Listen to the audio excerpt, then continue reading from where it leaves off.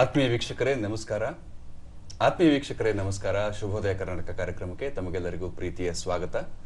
ಇಂದಿನ ದಿನ ವಿಶೇಷವನ್ನು ನೋಡುವಂತ ಸಮಯ. ಇವತ್ತಿನ ದಿನ ಏನೇನು ವಿಶೇಷವಾಗಿದೆ ಅಂತಂದ್ರೆ, ಮೊದಲನೇದಾಗಿ ವಿಶ್ವ ಭೂದಿನ, ವರ್ಲ್ಡ್ ಅರ್ತ್ ಡೇ. ನಮ್ಮ ಭೂಮಿ ನಮಗೆ ಬಹಳಷ್ಟನ್ನು ಕೊಟ್ಟಿದೆ. ನಾವು ಬದುಕೋದಕ್ಕೆ ಬೇಕಾಗುವಂತಹ ಎಲ್ಲ ಸವಲತ್ತುಗಳನ್ನ ಅದು ಯಾವುದೇ ಸ್ವಾರ್ಥವಿಲ್ಲದೆ ಕೊಡ್ತಾ ಇದೆ. ಅದನ್ನು ಅಷ್ಟೇ ನಿಸ್ವಾರ್ಥತೆಯಿಂದ, ಅಷ್ಟೇ ಜತನದಿಂದ ಕಾಪಾಡಿಕೊಳ್ಳೋದು ನಮ್ಮ ಕರ್ತವ್ಯ.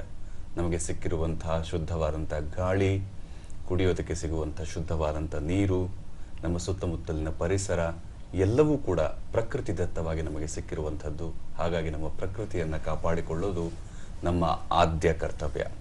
ಇದು ಇವತ್ತಿನ ಮೊದಲ ದಿನ ವಿಶೇಷವಾದರೆ,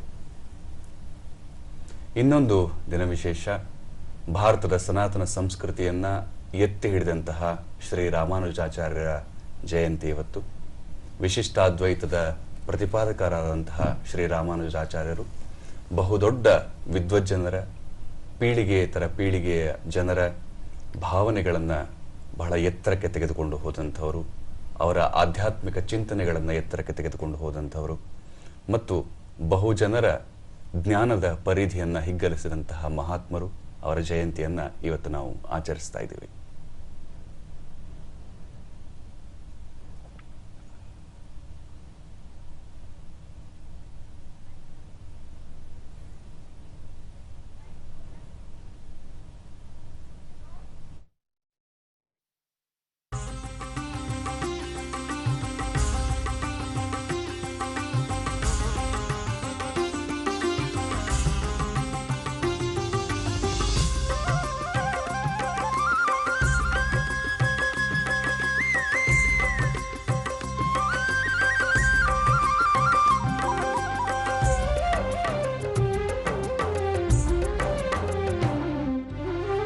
ಮೂಡಲ ಮನೆಯ ಮುಸುಕನು ಸರಿಸಿ ಕಂಗಳ ತೆರೆಸಿದೆ ಶುಭೋದಯ.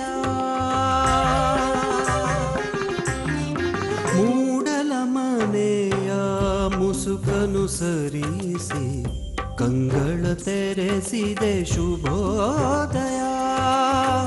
ಮನಸ್ಸಿನ ಮಗನು ಮೆಲ್ಲನೆ ಅರಳಿಸಿ ಚಂದನ ವನದಲ್ಲಿ ಗಂಧವತಿಯುತ ಹೊಮ್ಮಿಸಿ ಚಿಮ್ಮುವ ಶುಭೋದಯ. ಶುಭೋದಯ ಕರ್ನಾಟಕ, ಶುಭೋದಯ ಕರ್ನಾಟಕ, ಶುಭೋದಯ ಕರ್ನಾಟಕ, ಶುಭೋದಯ ಕರ್ನಾಟಕ.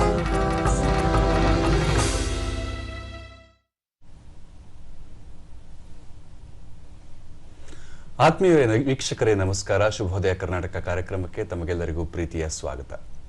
ಇವತ್ತು ನಮ್ಮ ಕಾರ್ಯಕ್ರಮದಲ್ಲಿ ನಮ್ಮೊಂದಿಗಿದ್ದಾರೆ ಡಾಕ್ಟರ್ MS ವಿಜಯ ಹರನ್ ಅವರು, ಆಕಾಶವಾಣಿಯ ನಿವೃತ್ತ ಉಪ ಮಹಾನಿರ್ದೇಶಕರು. ಅವರೊಂದಿಗೆ ಇವತ್ತಿನ ಮಾತುಕತೆಯನ್ನು ಆಡಲಿದ್ದೇವೆ. ಆಕಾಶವಾಣಿಯ ಇತಿಹಾಸದ ಭಾಗವಾಗಿದ್ದಂತಹ ವ್ಯಕ್ತಿ ಒಬ್ಬರು ನಮ್ಮ ಜೊತೆಗಿದ್ದಾರೆ. ಅವ್ರನ್ನ ಇವತ್ತು ಮಾತನಾಡಿಸುವಂತ ಸಮಯ. ಮೇಡಮ್, ಕಾರ್ಯಕ್ರಮಕ್ಕೆ ಸ್ವಾಗತ. ನಿಮಗೂ ಸ್ವಾಗತ. ಮತ್ತೆ ಚಂದನ ಸಮಸ್ತ ವೀಕ್ಷಕರಿಗೂ ಕೂಡ ನನ್ನ ಆತ್ಮೀಯ ವಂದನೆಗಳು. ಮತ್ತೆ ಈ ಕಾರ್ಯಕ್ರಮಕ್ಕೆ ನಿಮ್ಮ ಪರವಾಗಿ ನಾನು ಸ್ವಾಗತಿಸ್ತಾ ಇದ್ದೇನೆ.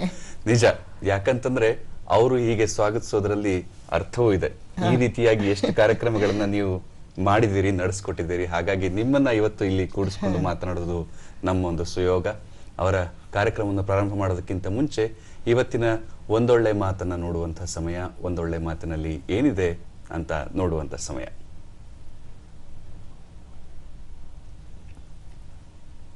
ರಾಮಕೃಷ್ಣ ಪರಮಹಂಸರ ಸಾಲುಗಳು ಇಲ್ಲಿದೆ. ಸ್ವರ್ಗವು ಬೇರೆಲ್ಲೋ ಇಲ್ಲ, ಯಾವಾಗಲೂ ಸಂತೋಷವಾಗಿ ಇರುವವರ ಮನಸ್ಸಿನಲ್ಲೇ ಸ್ವರ್ಗ ಇರುತ್ತದೆ ಅಂತ ಹೇಳ್ತಾರೆ. ಎಂಥ ಅದ್ಭುತವಾದಂಥ ಮಾತಲ್ಲ. ಮನಸ್ಸಿಚ ಪರಿತುಷ್ಟೇ ಕೋ ಅರ್ಥವಾನ್ ಕೋ ದರಿದ್ರ ಅಂತ ಹೇಳ್ತಾರೆ.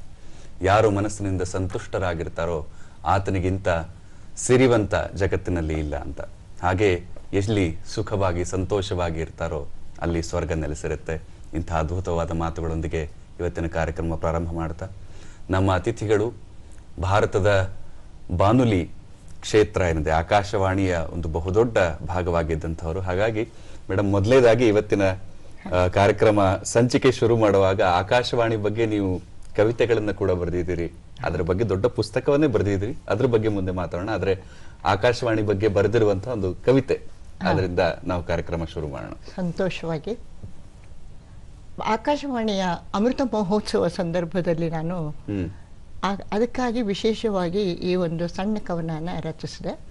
ಬಾನುಲಿ ಸಿರಿ, ಭಾರತದ ಬಾನುಲಿಯ ಭಾಗ್ಯದ ಸಿರಿಯಲ್ಲಿ, ಕರುನಾಡ ತಾಯ್ನುಡಿಯ ಬಾನದನಿ ಗರಿಮೆಯಲ್ಲಿ, ಅರಿವಿನ ಬೆಳಕಿನಲ್ಲಿ, ರಂಜನೆಯ ಸುಧೆಯಲ್ಲಿ, ಮಾಹಿತಿಯ ಮಡಿಲಿನಲ್ಲಿ, ಧನ್ಯತೆಯು ಮನದಲ್ಲಿ, ಅರಮನೆಯ ನಗರದಲ್ಲಿ, ಅರಸರ ನೆಲದಲ್ಲಿ, ವೀಣೆಯ ಬೆಡಗಿನಲ್ಲಿ, ವೀಳೆಯದ ಸೊಂಪಿನಲ್ಲಿ, ಮಲ್ಲಿಗೆಯ ಕಂಪಿನಲ್ಲಿ, ಕನಸಿನ ಹೂಬಳ್ಳಿ, ಹಬ್ಬಿದುದು ಹಿಗ್ಗಿನಲ್ಲಿ ಬಾನ ಅಂಗಳದಲ್ಲಿ, ಅಂಬರದ ಅಂಚಿನಲ್ಲಿ, ಬಿತ್ತರದ ಎತ್ತರದಿ, ಗೋಪಾಲಸ್ವಾಮಿಯ ದರ್ಶನದ ಬೆಳಕಿನಲ್ಲಿ, ಕಸ್ತೂರಿ ಕಟ್ಟಿದ ಆಕಾಶವಾಣಿಯ ಹಿರಿಮೆ ಅಮರವಾಗಿಹುದೆಂದು ನಾಡ ಹೃನ್ಮನದಲ್ಲಿ, ಅಮರವಾಗಿಹುದೆಂದು ನಾಡ ಹೃನ್ಮನದಲ್ಲಿ.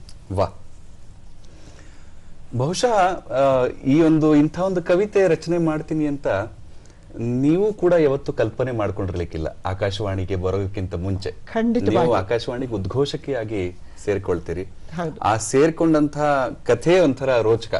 ಯಾಕಂತಂದ್ರೆ ಅದ್ರ ಹಿಂದೆ ಇದ್ದಂತ ಸ್ಟ್ರಗಲ್ಸ್ ಒಂಥರ ಕೇಳೋದಕ್ಕೆ ಇವತ್ತು ತಮಾಷೆ ಅಂತ ಅನ್ಸಬಹುದು, ಬಹುಶಃ ಅವತ್ತಿದ್ದಿರ್ಲಿಕ್ಕಿಲ್ಲ.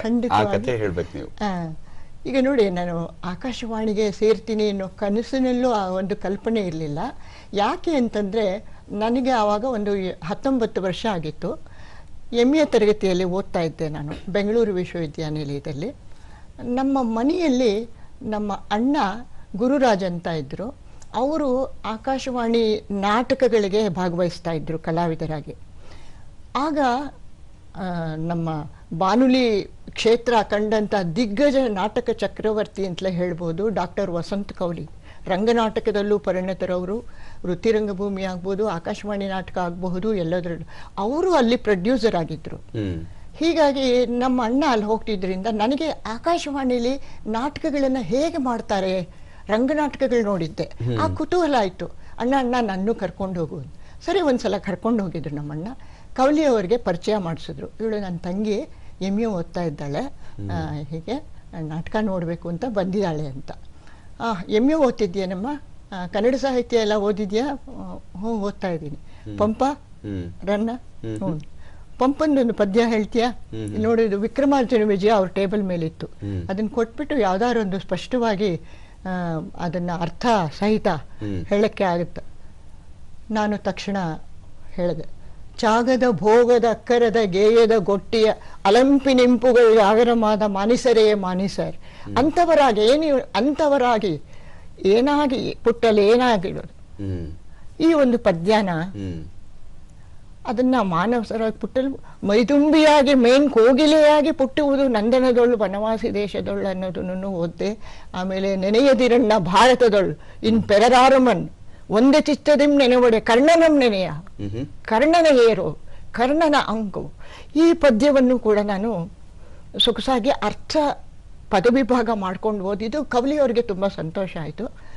ಗುರುರಾಜ್ ಅವರೇ, ನಿಮ್ಮ ತಂಗಿ ತುಂಬ ಚೆನ್ನಾಗಿ ಕನ್ನಡ ಇದನ್ನು ಓದ್ತಾರೆ, ಅದರಿಂದ ಇವರು ಮುಂದಿನ ಧ್ವನಿ ಪರೀಕ್ಷೆ ಇದೆ 1 ತಿಂಗಳಲ್ಲಿ, ಆಕಾಶವಾಣಿ ಕಲಾವಿದೆಯಾಗಿ ನಾಟಕ ಕಲಾವಿದೆಗೆ ಇವ್ರಿಗೆ ಹಾಕಿ ಅಂತ ಹೇಳಿದ್ರು. ಅಪ್ಲಿಕೇಶನ್ ತಗೊಂಡು ಹೋಗಿದ್ದೆ. ಸರಿ, ಭರ್ತಿ ಮಾಡಿದ್ವಿ. ಹಾಗೇನೆ 1 ತಿಂಗಳ ನಂತರ ಬಂದೆ ನಾನು. ಅದರಲ್ಲೂ ನಾಟಕ ಕಲಾವಿದೆಯಾಗೂ ತೇರ್ಗಡೆಯಾದೆ ಪೀರಿಯಡ್ನಲ್ಲಿ.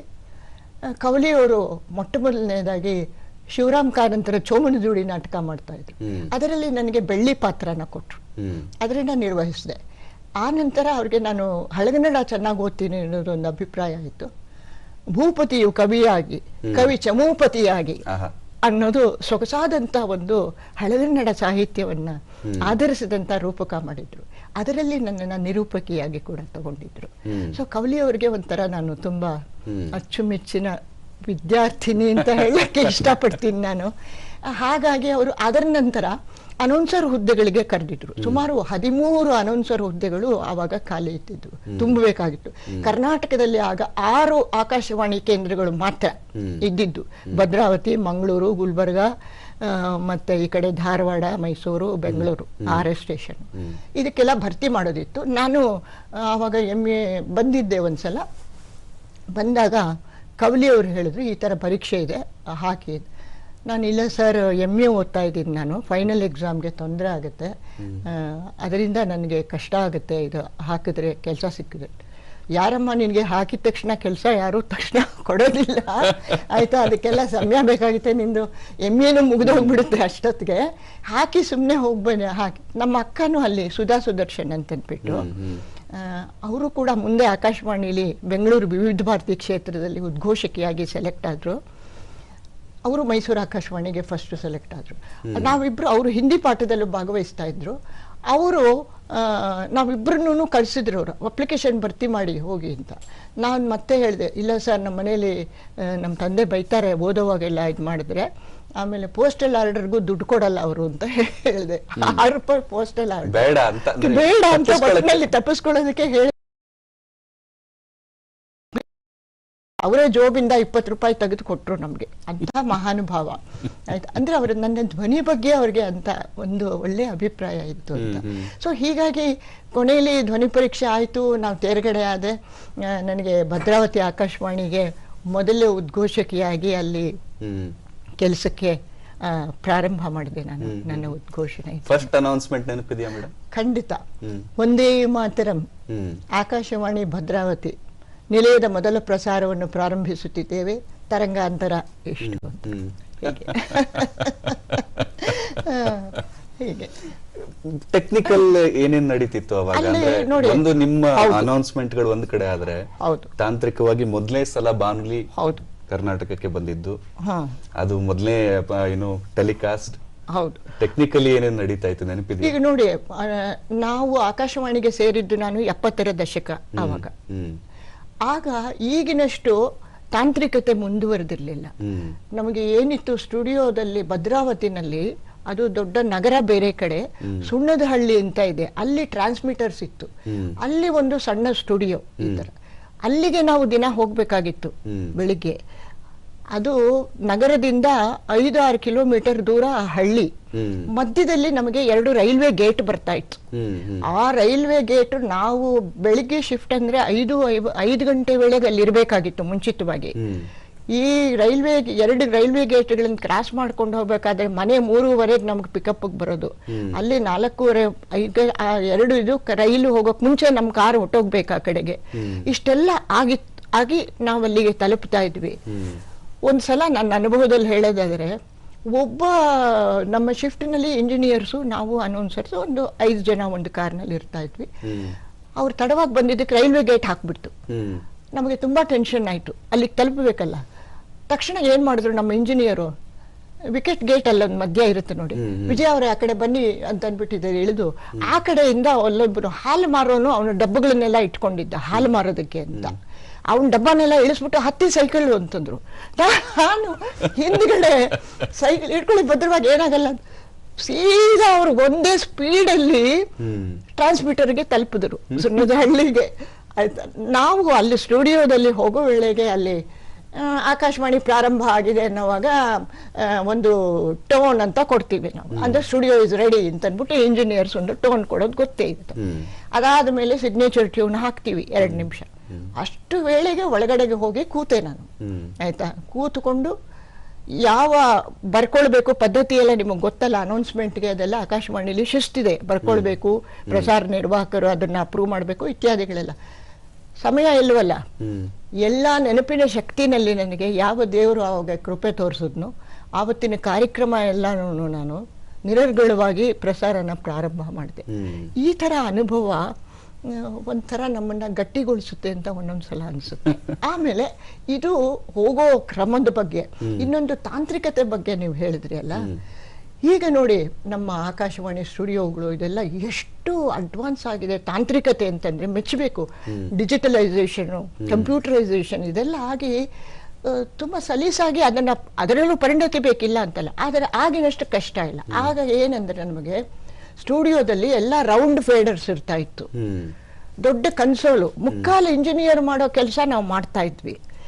ಏನಂದ್ರೆ ಈ ಅನೌನ್ಸರ್ ಮೈಕ್ ನಾವು ಓಪನ್ ಮಾಡಿ ಹೇಳ್ತಿರೋವಾಗ್ಲೇನೆ ದೆಹಲಿಯಿಂದ 7:35 ನ್ಯೂಸ್ ಬರುತ್ತೆ ಅಂದ್ರೆ ನಮ್ಮ ಗಮನ ಆ ಕಡೆನೂ ಇರಬೇಕು. ಇಲ್ಲಿಗೆ ಮುಂದಿನ ಕಾರ್ಯಕ್ರಮ ದೆಹಲಿ ಕೇಂದ್ರದಿಂದ ಅಂತ ಹೇಳೋ ವೇಳೆಗೆ ಆ ಸೆಕೆಂಡ್ಗಳಲ್ಲಿ ಈ ಸ್ಟುಡಿಯೋಗೆ ನಾವು ಲಿಂಕ್ ಮಾಡಬೇಕು ಪ್ರಸಾರಕ್ಕೆ. ಈ ತರ ತಾಂತ್ರಿಕತೆ. ಆಮೇಲೆ ಮಿಷಿನ್ಗಳಿಗೆ ಬಂತು ಅಂತಂದ್ರೆ ಎಲ್ಲ ಕಂಪ್ಯೂಟರ್ನಲ್ಲಿ ಹಾಕ್ತಾರೆ ಏನ್ ಬೇಕು. ಆವಾಗ ನಮ್ಗೆ ಎಲ್ಲ ದೊಡ್ಡ ದೊಡ್ಡ ಬೆಲ್ ಮಿಷಿನ್ಗಳು ಅಂತ ಇರ್ತಾ ಇತ್ತದು. ಇಷ್ಟತ್ರ ಟೇಪ್ ಡೆಕ್ಗಳು 30 ನಿಮಿಷದ ಅವಧಿ ಇರುವಂತ ಡಿ ಟೇಪ್ಸ್ ಅಂತ ಕರಿತಾ ಇದ್ವಿ ಅದರನ್ನ. ಇನ್ನೊಂದು 15 ನಿಮಿಷದ ಅವಧಿ ಇರುವಂತಹ ಬಿ ಟೇಪ್ಸ್ ಅಂತ ಕರಿತಾ ಇದ್ವಿ. ಆ ಟೇಪ್ಗಳನ್ನೆಲ್ಲ ಲೋಡ್ ಮಾಡಿಕೊಂಡು ಕಾರ್ಯಕ್ರಮನ ಪ್ರಸಾರ ಮಾಡಬೇಕು ಒಂದು. ಇನ್ನೊಂದು ಟರ್ನ್ ಟೇಬಲ್ಗಳು ಅಂತ ಡಿಸ್ಕ್ಗಳು ಈಗೆಲ್ಲ ಇದರಲ್ಲಿ ಹಾಕ್ತಾರೆ. 78 RPM ಡಿಸ್ಕು, 33 1/3 RPM ಡಿಸ್ಕು, ಮತ್ತೆ 45 RPM ಡಿಸ್ಕು ಅಂತ ಚಿತ್ರಗೀತೆಗಳದ್ದು ಇದೆಲ್ಲ ಹಾಕೋದಕ್ಕೆ ಆ ಡಿಸ್ಕ್ಗಳನ್ನ ಹಾಕ್ತಾ ಇದ್ವಿ. ಸಮಸ್ಯೆ ಏನು ಅಲ್ಲಿ ಅಂತಂದ್ರೆ ಎಲ್ಲ ನೇರವಾಗಿದ್ರೆ ಆ ಟೇಪ್ಗಳೆಲ್ಲ ಸರಿಯಾಗಿ ಪ್ರಸಾರ ಆಗ್ತಾ ಇತ್ತು. ಹಳೆ ಟೇಪ್ಗಳಾಗಿದ್ರೆ ಅದು ಕಟ್ ಆಗೋಗುದು ಒಂದೊಂದ್ಸಲ. ಅದರನ್ನ ನಾವು ಹಾಗೂ ಹೀಗೂ ಹಿಡ್ಕೊಂಡು ಅಲ್ಲಿ ಒಂದು ಪೇಪರ್ ವೆಯ್ಟ್ ಇಟ್ಟು ಏನೋ ನಮ್ಮದೇ ಒಂದು ಇದನ್ನು ಯೋಚನೆ ಮಾಡ್ತಾ ಇದ್ವಿ. ಈ ಟರ್ನ್ ಟೇಬಲ್ಗಳ ವಿಷಯ ಏನಂದ್ರೆ ಅದು ಸ್ಪೀಡ್ ವೇರಿಯೇಷನ್ ಆಗೋಗೋದು. ಹೋಗ್ತಾ ಇರೋದು ಒಂಥರ ಹಾಡು ಹೋಗ್ತಾ ಇದ್ರೆ ತಕ್ಷಣ ಅಳೋ ಧ್ವನಿ ಬಂದ್ಬಿಡ್ತಾ ಇತ್ತು ಸ್ಪೀಡ್ ವೇರಿಯೇಷನ್ ಆಗಿ. ಹೀಗಾಗಿ ಅದ್ರ ಅಳು ನಿಲ್ಸೋದಕ್ಕೆ ತಕ್ಷಣ ಅಲ್ಲೊಂದು ಇದು ಮಾಡಿ ನಾವು ಬೇಗ ಫಿಲ್ಲರ್ ಹಾಕೊಂಡು ಇನ್ನೊಂದು ಸಂಗೀತನ ಅದರಿಂದ ನಾವು ಎಲ್ಲ ನೋಡಿ ಇದೆಲ್ಲ ಕಷ್ಟಗಳು ಹೇಗಿತ್ತು ಅಂತ ಅನ್ನೋದನ್ನ ಒಂದು ಹೇಳ್ತಾ ಇದ್ದೀನಿ. ಹೌದು, ನೋಡಿ ಅಲ್ಲಿ ಕಾಣ್ತಾ ಇದೆಯಲ್ಲ ಹಳೆ ಇದು. ಹಾಗೇನೆ ಮುಕ್ಕಾಲು ಭದ್ರಾವತಿ ಸ್ಟೇಷನ್ ನಲ್ಲಿ ಆ ಥರ ತುಂಬಾ ಒಂಥರ ನಮ್ಗೆ ತಾಂತ್ರಿಕವಾಗಿ ನಾನು ಬೆಳೆದೆ ಅಂತಲೂ ಹೇಳಬಹುದು. ಯಾಕೆ ಅಂತಂದ್ರೆ ಬರೀ ಉದ್ಘೋಷಣೆ ಮಾಡ್ಕೊಂಡು ಹೋಗೋ ಅಷ್ಟೇ ಈಗಿನಲ್ಲಿ ಇರುತ್ತೆ ವ್ಯತ್ಯಾಸ. ನಾನು ಹೇಳ್ತಾ ಇರೋದು ಅಲ್ಲಿ ನನಗೆ ಎಲ್ಲಾ ಕೆಲಸದ ಒಂದು ಸಮಗ್ರ ಪರಿಚಯನೂ ನಮ್ಗೆ ಆಯ್ತು ಅಂತ ಹೇಳಕ್ ಇಷ್ಟಪಡ್ತೀನಿ. ಅಲ್ಲಿಂದ ಮೈಸೂರಿಗೆ ಬಂದ್ರಿ. ಮುಂದೆ ಉದ್ಘೋಷಕಿಯಾಗಿ ಒಂದ್ ಕಡೆ ನಿಮ್ ಜವಾಬ್ದಾರಿ ಆದ್ರೆ ಮುಂದೆ ಆಕಾಶವಾಣಿಯಲ್ಲಿ ಬಹಳ ಉನ್ನತ ಹುದ್ದೆಗಳಿಗೆ ಏರ್ತಾ ಹೋದ್ರು. ಇವೆರಡೇ ಅನುಭವ ಹೇಗಿತ್ತು? ಒಂದ್ ಕಡೆ ಉದ್ಘೋಷಕಿ ಅಂತಂದ್ರು ಕೂಡ ಅಲ್ಲೂ ನಿಮ್ಗೆ ಜವಾಬ್ದಾರಿಗಳಿತ್ತು, ಕಾರ್ಯಕ್ರಮ ನಿರ್ವಾಹಕಿ ಆದ್ರೂ ಅಲ್ಲೂ ಕೂಡ ಒಂದು ಜವಾಬ್ದಾರಿ ಇತ್ತು, ನಿರ್ದೇಶಕರಾದ್ರೂ ಕೂಡ ಅಲ್ಲೂ ಕೂಡ ಜವಾಬ್ದಾರಿಗಳಿತ್ತು. ಹೇಗಿತ್ತು ಆ ಒಂದು ಟ್ರಾನ್ಸಿಷನ್ ಫೇಸ್ ಹೇಗಿತ್ತು ಪೂರ್ತಿ? ಈಗ ನೋಡಿ, ಒಂದು ನಾನು 8 ವರ್ಷ ಉದ್ಘೋಷಕಿಯಾಗಿ ಕೆಲಸ ಮಾಡಿದೆ. ಆ ನಂತರ 17 ವರ್ಷ ಈ ನಮಗೆ ಬರಬೇಕಾಗಿದ್ದು ಬಡ್ತಿ ಎಲ್ಲ ಸಕಾಲಕ್ಕೆ ಬರದೇ ಇದ್ದಿದ್ರಿಂದ ಒಂಥರ ಅನುಕೂಲ ಆಯ್ತದು. 17 ವರ್ಷದ ಸುದೀರ್ಘಾವಧಿಯಲ್ಲಿ ಕಾರ್ಯಕ್ರಮ ಅಧಿಕಾರಿಯಾಗಿ ವಿವಿಧ ಕೇಂದ್ರಗಳಲ್ಲಿ ಹೋಗಿ ಕೆಲಸ ಮಾಡುವಂತಹ ಸುವರ್ಣಾವಕಾಶ ನನಗೆ ಸಿಕ್ತು ಅಂತಲೇ ನಾನು ಹೇಳಕ್ಕೆ ಇಷ್ಟಪಡ್ತೀನಿ. ಆ ನಂತರ ಬರಬೇಕಾಗಿದ್ದ ಬಡ್ತಿ ಬಂದ ಮೇಲೆ ಸಹಾಯಕ ಕೇಂದ್ರ ನಿರ್ದೇಶಕಳಾಗಿ 1 ವರ್ಷ ಮಾತ್ರ ಇದ್ದೆ. ಮುಂದೆ ಕೇಂದ್ರ ನಿರ್ದೇಶಕಳಾಗಿ 12 ವರ್ಷಗಳ ಕಾಲ ಸೇವೆ ಸಲ್ಲಿಸಿದೆ. ನೀವು ಕೇಳಿದ್ರಿ ಅಥ್ನಿಕರ್ ಅವರ ಈ ವ್ಯತ್ಯಾಸ ಹೇಗಿತ್ತು ಅಂತ. ಈಗ ನೋಡಿ, ಈ ನಮ್ಮ ಕಾರ್ಯಕ್ರಮ ನಿರ್ವಾಹಕರ ಹುದ್ದೆಯಲ್ಲಿ ನಮಗೆ ತುಂಬ ಜನಸಂಪರ್ಕ ಹೆಚ್ಚಾಗುತ್ತೆ. ಒಂದು ಸಾಹಿತಿಗಳು, ಕಲಾವಿದರು, ಅವ್ರುಗಳೆಲ್ಲ ಪರಿಚಯ ಆಗುತ್ತೆ. ಜೊತೆಗೆ ನಾವು ತುಂಬ ಕಲಿತೀವಿ, ಬೆಳಿತೀವಿ, ಇತರರಿಗೂ ಕಲಿಸ್ತೀವಿ ಅಂತ ನನಗೆ ಅನಿಸುತ್ತೆ. ಆಮೇಲೆ ಕಾರ್ಯಕ್ರಮ ನಿರ್ವಾಹಕರ ಹುದ್ದೆ ಏನಂದ್ರೆ ಕೇಂದ್ರ ನಿರ್ದೇಶಕರು ಮತ್ತು ನಮ್ಮ ಒಂದು ಕೈ ಕೆಳಗೆ ಟ್ರಾನ್ಸ್ಮಿಷನ್ ಎಕ್ಸಿಕ್ಯೂಟಿವ್ಸ್ ಅಂದ್ರೆ ಪ್ರಸಾರ ನಿರ್ವಾಹಕರು ಇರ್ತಾರೆ, ಉದ್ಘೋಷಕರು ಇರ್ತಾರೆ, ಕಲಾವಿದರು ಇರ್ತಾರೆ. ಇವರೆಲ್ಲರ ಮಧ್ಯೆ ನಾವೊಂದು ಸೇತುವೆ ತರ ಕೆಲಸ ಮಾಡಬೇಕಾಗತ್ತೆ ಅನ್ಸುತ್ತೆ. ಇವ್ರದ್ದೇನೋ ಇದಿದ್ರೆ ನಿರ್ದೇಶಕರಿಗೆ ನಾವು ಒಂದು ಸ್ವಲ್ಪ ಮನವಿ ಮಾಡ್ಕೋಬೇಕಾಗುತ್ತೆ. ನಿರ್ದೇಶಕರು ಹೇಳಿದ್ರನ್ನ ಇವರು ಸರಿಯಾಗಿ ಪಾಲಿಸದಿದ್ರೆ ಇವ್ರಿಗೆ ಅರ್ಥ ಮಾಡಿಸ್ಬೇಕಾಗತ್ತೆ. ಹೀಗೆ ಒಂದು ರೀತಿ ಸಮನ್ವಯ ಅಧಿಕಾರಿ ಅನ್ನೋ ಥರದ ಕೆಲಸ ಮಾಡಬೇಕಾಗತ್ತೆ. ಜೊತೆಗೆ ನಾವು ಬೆಳೆಯೋದು ಅಂತಂದಲ್ಲ, ಈಗ ನೋಡಿ, ಮಂಗಳೂರಿಗೆ ಹೋದರೆ ಕನ್ನಡದ ಪ್ರಭೇದ ಬೇರೆ, ಮಂಗಳೂರಿನಲ್ಲಿ ತುಳು ಆಗಬಹುದು, ಕೊಂಕಣಿ ಆಗಬಹುದು, ಇತ್ಯಾದಿ ಭಾಷಾ ಪ್ರಭೇದಗಳ ಬಗ್ಗೆ ನಮಗೆ ಪರಿಚಯ ಆಗುತ್ತೆ. ಧಾರವಾಡಕ್ಕೆ ಹೋದರೆ ಉತ್ತರ ಕರ್ನಾಟಕದ ಭಾಷೆ, ಮತ್ತೆ ನಮ್ಮ ಗುಲ್ಬರ್ಗಾಗೆ ಹೋದ್ರಂತೂ ನಾನು ಗುಲ್ಬರ್ಗದಾಗೆ ಇದ್ದೆ. ನನಗೆ ಗುಲ್ಬರ್ಗ ತುಂಬಾ ಪ್ರಿಯವಾದಂತಹ ಕೇಂದ್ರ. ಅಲ್ಲಿ ಕೂಡ ಅಷ್ಟೇ ನೋಡಿ, ಭಾಷೆ ಜರ ಜಲ್ದಿ ಬರ್ರಿ ಅಂತೀವಿ, ಎಲ್ರಿ ಕನ್ನಡ ಬರ್ರಿ ಒಂದು. ಹೀಗೆ ಆ ಭಾಷೆ ಉರ್ದು ಮಿಶ್ರಿತವಾದ ಭಾಷಾ ಸೌಂದರ್ಯ ಒಂದು ಕಡೆ, ಇದೆಲ್ಲ ಕಲ್ತ್ಕೊಳ್ಳೋದಕ್ಕೆ. ಆಮೇಲೆ ಪ್ರಾದೇಶಿಕ ಭಿನ್ನತೆಯಲ್ಲಿ ಅವರವ್ರದೇ ಆದ ಆಚರಣೆಗಳ ಭಿನ್ನತೆಗಳು ಇರುತ್ತೆ. ಅದರ ಪರಿಚಯ ಎಲ್ಲ ನಮಗೆ ತಂತಾನೇ ಆಗ್ತಾ ಇರುತ್ತೆ. ಅದು ನಮಗೆ ತುಂಬಾ ಖುಷಿ ಕೊಡ್ತು. ಆಮೇಲೆ ಕಾರ್ಯಕ್ರಮ ನಿರ್ವಾಹಕಿಯಾಗಿ ನಾನು ಮಾಡಿದಂತಹ ಒಂದು ನೆನಪಿನಲ್ಲಿಡಬೇಕಾದಂಥ ಸಂದರ್ಭ ಅನ್ನೋದನ್ನ ಹೇಳೋದಾದ್ರೆ, ಆಕಾಶವಾಣಿಯ ಸುವರ್ಣ ಮಹೋತ್ಸವ ನಡೀತು 1985ರಲ್ಲಿ. ಅದು ಕರ್ನಾಟಕ ಪ್ರಸಾರ ಸೇವೆಯ ಸುವರ್ಣ ಮಹೋತ್ಸವ ಅಂತ ಹೇಳೋದಕ್ಕೆ ಇಷ್ಟಪಡ್ತೀನಿ. ಯಾಕೆ ಅಂತಂದ್ರೆ ಆಕಾಶವಾಣಿ ಇತಿಹಾಸ ಮೈಸೂರಿನಲ್ಲೇ ಪ್ರಾರಂಭ ಆಗಿದ್ದು. ಸನ್ಮಾನ್ಯ ಗೋಪಾಲಸ್ವಾಮಿಗಳ ಗೃಹ ಬಾನುಲಿಯಲ್ಲಿ ಇದೆಲ್ಲ ಇತಿಹಾಸ. ಅಲ್ಲಿಂದ ಆಕಾಶವಾಣಿ ಪ್ರಾರಂಭ ಆಯಿತು. ಅವರ ಪತ್ನಿ ಡಾಕ್ಟರ್ ಶ್ರೀಮತಿ ಕಮಲಾ ಗೋಪಾಲಸ್ವಾಮಿ ಅವರೇ ಮೊದಲ ಉದ್ಘೋಷಕಿ ಆಗಿದ್ರು ಆಗ. ಆಮೇಲೆ ಆ ಒಂದು ಸಮಾರಂಭಕ್ಕೆ ನಾನು ಕಾರ್ಯಕ್ರಮ ಅಧಿಕಾರಿಯಾಗಿದ್ದೆ ಅನ್ನೋದೇ ಒಂದು ಸಂತೋಷ. ಡಾಕ್ಟರ್ ಜ್ಯೋತ್ಸ್ನಾ ಕಾಮತ್ ಅವರು ನಿರ್ದೇಶಕರಾಗಿದ್ದರು. ಅದಕ್ಕೆ ಕುವೆಂಪು ಅವರನ್ನ ವಿಶೇಷವಾಗಿ ನಾವು ಮುಖ್ಯ ಅತಿಥಿಯಾಗಿ ಕರೆದಿದ್ವಿ. ಗೋಪಾಲ್ ಸ್ವಾಮಿಗಳ ಪತ್ನಿ ಕಮಲಾ ಗೋಪಾಲ್ ಸ್ವಾಮಿಯವರು, ಮತ್ತೆ ಚೀಫ್ ಇಂಜಿನಿಯರ್ ಎಡತೊರೆ ವೆಂಕಟರಾಮಯ್ಯನವರು, ಆಮೇಲೆ ಪ್ರಭುಶಂಕರ ಅಂತ ಸಾಹಿತಿ, ಇವರುಗಳೆಲ್ಲ ಎನ್ ಮೂರ್ತಿರಾವ್ ಸಾಹಿತಿ ಎಲ್ಲ ಇದ್ರು. ಕುವೆಂಪು ಅವರು ಹಾಗೇನೆ ನಾವು ಕುವೆಂಪು ಅವರು ತುಂಬಾ ಅದ್ಭುತವಾದ ಭಾಷಣ ಮಾಡಿದ್ರು. ಜೊತೆಯಲ್ಲಿ ಕುವೆಂಪು ಅವರ ರಾಮಾಯಣ ದರ್ಶನದಲ್ಲಿನ ಮಮತೆಯ ಸುಳಿ ಮಂಥರೆ ಅನ್ನೋ ಭಾಗವನ್ನ ನಾವು ಆ ಒಂದು ಸಂದರ್ಭದಲ್ಲಿ ಸುವರ್ಣ ಮಹೋತ್ಸವದ ವರ್ಷದಲ್ಲಿ ಒಂದು ಆಚರಣೆ ರೂಪಕನ ಆಹ್ವಾನಿತ ಶ್ರೋತೃಗಳ ಸಮ್ಮುಖದಲ್ಲಿ ರೂಪಕನ ಪ್ರದರ್ಶನ ಮಾಡಿದ್ವಿ. ಅದಕ್ಕೆ ಮಂಥರೆ ಪಾತ್ರನ ನಾನು ಆಯ್ಕೆ ಮಾಡಿದ್ದೆ. ಸುಮಾರು 2 ತಿಂಗಳ ಕಾಲ ಮೈಸೂರಿನಲ್ಲಿ ನಾನು ಎಲ್ಲರನ್ನೂ ಒಂಥರ ಜಾಲಾಡಿ ಮುಖಗಳನ್ನ ಆಡಿಷನ್ ಮಾಡಿಲ್ಲ, ಮುಖಗಳನ್ನ ಜಾಲಾಡಿ ಆಯ್ತಾ. ಆವಾಗ ಮಂಥರೆ ಪಾತ್ರಕ್ಕೆ ಈಗೇನೆ ಸೂಟ್ ಆಗ್ತಾರೆ ಅಂತ ಅಂದ್ಬಿಟ್ಟು ಆಯ್ಕೆ ಮಾಡಿದ್ದೆ. ಅದಕ್ಕೆ ಕುವೆಂಪು ಅವರು ನಮ್ಮ ಸ್ಟುಡಿಯೋದಲ್ಲಿ ಅವ್ರನ್ನ ಕರೆಸಿ ಈ ತರ ಮಾಡ್ತಾ ಇದೀವಿ ಅಂತ ರಿಹರ್ಸಲ್ ಅನ್ನ ನಾವು ತೋರಿಸಿದ್ವಿ. ಬಂದಿದ್ರು ಕುವೆಂಪು ನೋಡ್ಬಿಟ್ಟು ವರ್ಣೇಕರ್ ಹೀಗೆ ಒಂದು ಕ್ಷಣ ಕಣ್ಣು ಮುಚ್ಚಿದ್ರು. ನಮ್ಗೆ ಏನ್ ಹೇಳ್ತಾರೋ ಕುವೆಂಪು ಅವ್ರಿಗೆ, ಎಲ್ಲಿ ಹುಡುಕಿದ್ರಿ ತಾಯಿ ನನ್ನ ಕನಸಿನ ಕಲ್ಪನೆಯ ಮಂಥರೆಯನ್ನ ಅಂತ ಕೇಳಿದ್ರು. ನನಗೆ ನಮಸ್ಕಾರ ಅಂತ, ಯಾಕೆಂದ್ರೆ ಅವ್ರ ಮನಸ್ಸಿಗೆ ಬಂತಲ್ಲ ಅದು ಅಂತ ಅಂದ್ಬಿಟ್ಟು. ಹೀಗೆ ಅದು ಒಂಥರ ನನಗೆ ಮರೆಯಲಾರದ ಸ್ಮರಣೆ ಅನ್ಸುತ್ತೆ. ಹೀಗೆ ಸಾಹಿತಿಗಳ ಜೊತೆ ಒಡನಾಟ, ನಿಜ ಸಾಹಿತಿಗಳು, ಸಂಗೀತಗಾರರು, ಕಲಾವಿದರು, ಇವ್ರ ಜೊತೆಗೆ ನಿಮ್ಮ ಒಡನಾಟ ಇತ್ತು. ಈ ಒಂದು ಪುಸ್ತಕ ಆಗ್ಲಿಂದ ನಂಗೆ ಕಣ್ಣು ಹೋಗ್ತಾ ಇದೆ, ಅಮೃತ ಮಹೋತ್ಸವ ಅನ್ನುವಂಥದ್ದು. ಈ ಪುಸ್ತಕ ಅದನ್ನ ಸಂಪಾದನೆ ಮಾಡಿರೋದು ನೀವು. ಇದರಲ್ಲಿ ಬಹಳ ದೊಡ್ಡ ಏನು ಆಕಾಶವಾಣಿ ಅಂತ ನಾವು ಅದರ ಇತಿಹಾಸ ನೋಡ್ತಾ ಹೋದ್ರೆ ಇದನ್ನು ಕೂಡ ಅದರ ಒಂದು ಭಾಗ ಅಂತ ಇಟ್ಕೋಬಹುದಲ್ವಾ? ಖಂಡಿತವಾಗ್ಲು. ಈಗ ನೋಡಿ, ಇದು ಅಮೃತ ಮಹೋತ್ಸವ ಸ್ಮರಣ ಸಂಚಿಕೆ ಅಂತ. ಇದು ಅಮೃತ ಮಹೋತ್ಸವ 2010ರಲ್ಲಿ ನಡೀತು ಆಯ್ತಾ, ಪ್ಲಾಟಿನಂ ಜೂಬ್ಲಿ. ಇದನ್ನ ಮಾಡಬೇಕಾದ್ರೆ ನನಗೆ ಮೈನ್ ಉದ್ದೇಶ ಏನಿತ್ತು ಅಂತಂದ್ರೆ, ನೋಡಿ ಈ ಪುಸ್ತಕದಲ್ಲಿ 1935ರಲ್ಲಿ ಮೈಸೂರಿನಲ್ಲಿ ಆಕಾಶವಾಣಿ ಪ್ರಾರಂಭ ಆಯಿತು ಅಂತ ಇದೆ. ಆವಾಗ ಡಾಕ್ಟರ್ ಗೋಪಾಲ್ ಸ್ವಾಮಿ ಅವರು ಪ್ರಾರಂಭ ಮಾಡಿದ್ರು. ಪ್ರಾರಂಭ ಮಾಡಿದಾಗ ಅವರು ಒಂದು 50ನೇ ಇಸವಿ ವೇಳೆಗೆ 1950ರ ಹೊತ್ತಿಗೆ 55ರ ಹೊತ್ತಿಗೆ ಬೆಂಗಳೂರಿನಲ್ಲಿ ರಾಜಧಾನಿಯಾಗಿ ಕರ್ನಾಟಕದ ಇದಾಗಿ ಬೆಂಗಳೂರಿನಲ್ಲಿ ಆಕಾಶವಾಣಿ ಕೇಂದ್ರ ಸ್ಥಾಪನೆ ಮಾಡಬೇಕು ಅಂತಾಯ್ತು. ಆದ್ರೆ ದಿಢೀರಂತ ಸ್ಥಾಪನೆ ಮಾಡೋದಕ್ಕೆ ಆಗ್ಬೇಕಲ್ಲ ಅನ್ನೋದಕ್ಕೆ ರಾಜಕೀಯ ಧುರೀಣರೆಲ್ಲ ನಿರ್ಧಾರ ಮಾಡಿಬಿಟ್ಟಿದ್ದೇನೆ, ಮೈಸೂರು ಆಕಾಶವಾಣಿನೇ ಶಿಫ್ಟ್ ಮಾಡ್ಬಿಡೋಣ, ಸ್ಟಾಫ್ ಸಹಿತ, ಬಿಲ್ಡಿಂಗ್ ಸಹಿತ ತಗೊಂಡೋಗ್ಲಿಲ್ಲ ಸದ್ಯ, ಅದಾಗ್ಲಿಲ್ಲ. ಸಿಬ್ಬಂದಿ ಮತ್ತೆ ಸಲಕರಣೆಗಳು ಎಲ್ಲ ಸಕಲ ಸಮಸ್ತವನ್ನು ತಗೊಂಡು ಬೆಂಗಳೂರು ಆಕಾಶವಾಣಿಗೆ ವರ್ಗಾಯಿಸಲ್ಪಟ್ರು. ಆಗ ಮೈಸೂರಿನವ್ರಿಗೆಲ್ಲ ತುಂಬಾ ಒಂಥರ ಮನಸ್ಸಿಗೆ ನೋವಾಯ್ತು ಆಯ್ತಾ.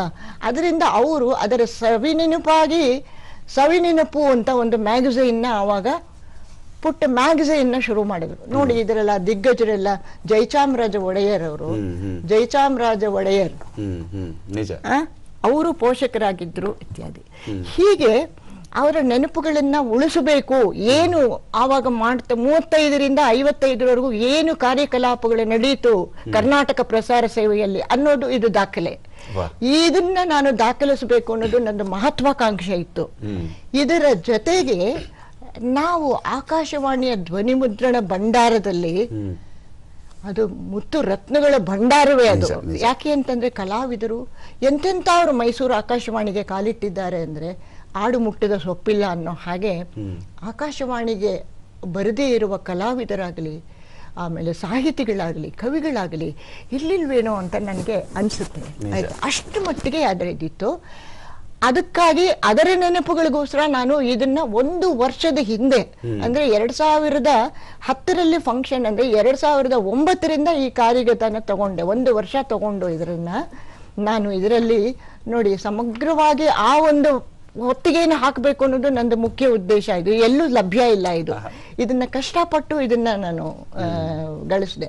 ಇದರ ಜೊತೆಗೆ ನಮ್ಮ ಧ್ವನಿಮುದ್ರಣ ಭಂಡಾರದಲ್ಲಿರೋದನ್ನೆಲ್ಲಾನು ಶ್ರೋತೃಗಳು ಕೇಳಬೇಕು, ಓದಬೇಕು. ಅವರು ಎಲ್ರಿಗೂ ಎಲ್ಲಾ ಅವತರಣಿಕೆಗಳು ಸಿಕ್ಕೋದಿಲ್ಲ, ಒಟ್ಟಿಗೆ ನಾವು ಪ್ರಸಾರ ಮಾಡೋದಕ್ಕಾಗೋದಿಲ್ಲ. ಹೀಗಾಗಿ ಇದನ್ನೆಲ್ಲ ಅವರು ಕೇಳಬೇಕು ಅಂತನ್ಬಿಟ್ಟು ಆಕಾಶವಾಣಿಯಲ್ಲಿ ಬಂದಂತಹ ರಾಜಾ ರಾಮಣ್ಣ ಅವ್ರದ್ದು, ವಿಜ್ಞಾನಿ ಅವ್ರದ್ದಾಗಿರಬಹುದು, ಮತ್ತೆ ಕುವೆಂಪು ಅವರ ಮಾತುಗಳಾಗಿರಬಹುದು, ಈ ತರ ದೊಡ್ಡ ದೊಡ್ಡ ದಿಗ್ಗಜರು, ಹಾಸನ ರಾಜಾರಾಯರಂತವರು, ಆರ್ ಕೆ ನಾರಾಯಣ್ ಅಂತ ಕಾದಂಬರಿಕಾರರು, ಇವ್ರ ಧ್ವನಿಗಳೆಲ್ಲ ಎಲ್ಲಿ ನಾವು ಕೇಳಲಿಕ್ಕೆ ಸಾಧ್ಯ? ಅವರ ಧ್ವನಿಗಳನ್ನ ಪ್ರಸಾರ ಮಾಡೋದಲ್ಲದೆ ಈ ಪುಸ್ತಕದಲ್ಲಿ ಅದರ ಮಾಹಿತಿಯನ್ನ ಸಂಪೂರ್ಣವಾಗಿ ನಾನು ದಾಖಲಿಸಿದ್ದೀನಿ. ಅದರಿಂದ ಇದು ಆಮೇಲೆ ಎಲ್ಲ ವಿದ್ವಾಂಸರು ಮಾಧ್ಯಮ ಕ್ಷೇತ್ರದಲ್ಲೇ ಇದೊಂದು ಅಸಾಧಾರಣವಾದ ಕೊಡುಗೆ ಮತ್ತೆ ಆಕರ ಗ್ರಂಥವಾಗುತ್ತೆ ಅಂತ ಹೇಳಿದ್ದು ನನಗೆ ಒಂದು ರೀತಿ ಮನಸ್ಸಿಗೆ ಸಮಾಧಾನ ಆಯ್ತು. ನೋಡಿ, ಎಷ್ಟೋ ಉದ್ಘೋಷಕಿಯರಿಗೆ, ಕಲಾವಿದರಿಗೆ, ಉದ್ಘೋಷಕರಿಗೆ ಬ್ರೇಕ್ ಕೊಟ್ಟಂತ ನೀವು ಈಗ ಒಂದು ಕಾರ್ಯಕ್ರಮದ ಬ್ರೇಕ್ ಇದೆ, ನೀವೇ ಅನೌನ್ಸ್ ಮಾಡಿ. ನಿಮ್ಮ ಇಷ್ಟು ವರ್ಷಗಳ ಕಾಲ ಆಕಾಶವಾಣಿಯನ್ನ ಜೊತೆಯಾಗಿದ್ದಂಥವ್ರು ಇವತ್ತು ದೂರದರ್ಶನದಲ್ಲಿ ಈ ಬ್ರೇಕ್ ಅನ್ನು ನೀವೇ ಅನೌನ್ಸ್ ಮಾಡಿ ಅಂತ ನಮ್ಮ ಆಸೆ. ಶ್ರೋತೃಗಳೇ, ಈಗ ಅಲ್ಲದೆ ದೂರದರ್ಶನ ವೀಕ್ಷಕರೇ, ಈಗ ಒಂದು ಜಾಹೀರಾತನ್ನ ನಾವು ಪ್ರಸಾರ ಮಾಡ್ತೀವಿ. ಅದನ್ನ ನಂತರ ನಮ್ಮ ಕಾರ್ಯಕ್ರಮ ಮುಂದುವರಿಯುತ್ತೆ. ವಿರಾಮದ ನಂತರ ನಮ್ಮ ಮಾತುಕತೆಯನ್ನ ಮುಂದುವರಿಸೋಣ. ಮಕ್ಕಳಿಗೆ ಮನೆಯೇ ಮೊದಲ ಪಾಠಶಾಲೆಯಂತೆ. ಪಾಠಕ್ಕಷ್ಟೇ ಅಲ್ಲ, ಪಾಕಕ್ಕೂ ಮನೆಯೇ ಮೊದಲ ಶಾಲೆ.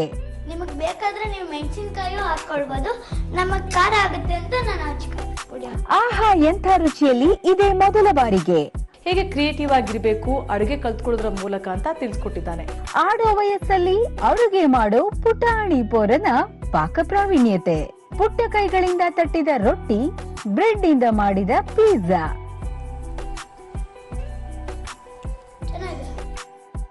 ಮಿಸ್ ಮಾಡದೆ ನೋಡಿ, ಆಹಾ ಎಂಥ ರುಚಿ. ಏಪ್ರಿಲ್ 25ರ ಶನಿವಾರ ಮಧ್ಯಾಹ್ನ 3 ಗಂಟೆಗೆ. ಮತ್ತೆ ಶುಭೋದಯ ಕರ್ನಾಟಕ ಕಾರ್ಯಕ್ರಮಕ್ಕೆ ತಮಗೆಲ್ಲರಿಗೂ ಆತ್ಮೀಯವಾದಂತಹ ಸ್ವಾಗತ. ನಮ್ಮ ಮಾತುಕತೆಯನ್ನ ಡಾಕ್ಟರ್ ವಿಜಯ ಹರನ್ ಅವ್ರ ಜೊತೆಗೆ ಮಾತಾಡ್ತಿದ್ದೀವಿ. ಮುಂದುವರಿಸೋಣ. ಮೈಸೂರು ಆಕಾಶವಾಣಿಯಲ್ಲಿ ಬಹುದೊಡ್ಡ ಹುದ್ದೆಯನ್ನು ನೀವು ನಿರ್ವಹಿಸಿದ್ರಿ. ಅದೊಂಥರ ನೀವು ಹೇಳಿದ ಹಾಗೆ ಮುತ್ತು ರತ್ನಗಳ ಭಂಡಾರಗಳನ್ನ ನಿರ್ವಹಿಸುವಂತಹ ಅಧಿಕಾರಿ ನೀವು. ಹೇಗಿತ್ತು ಅನುಭವ?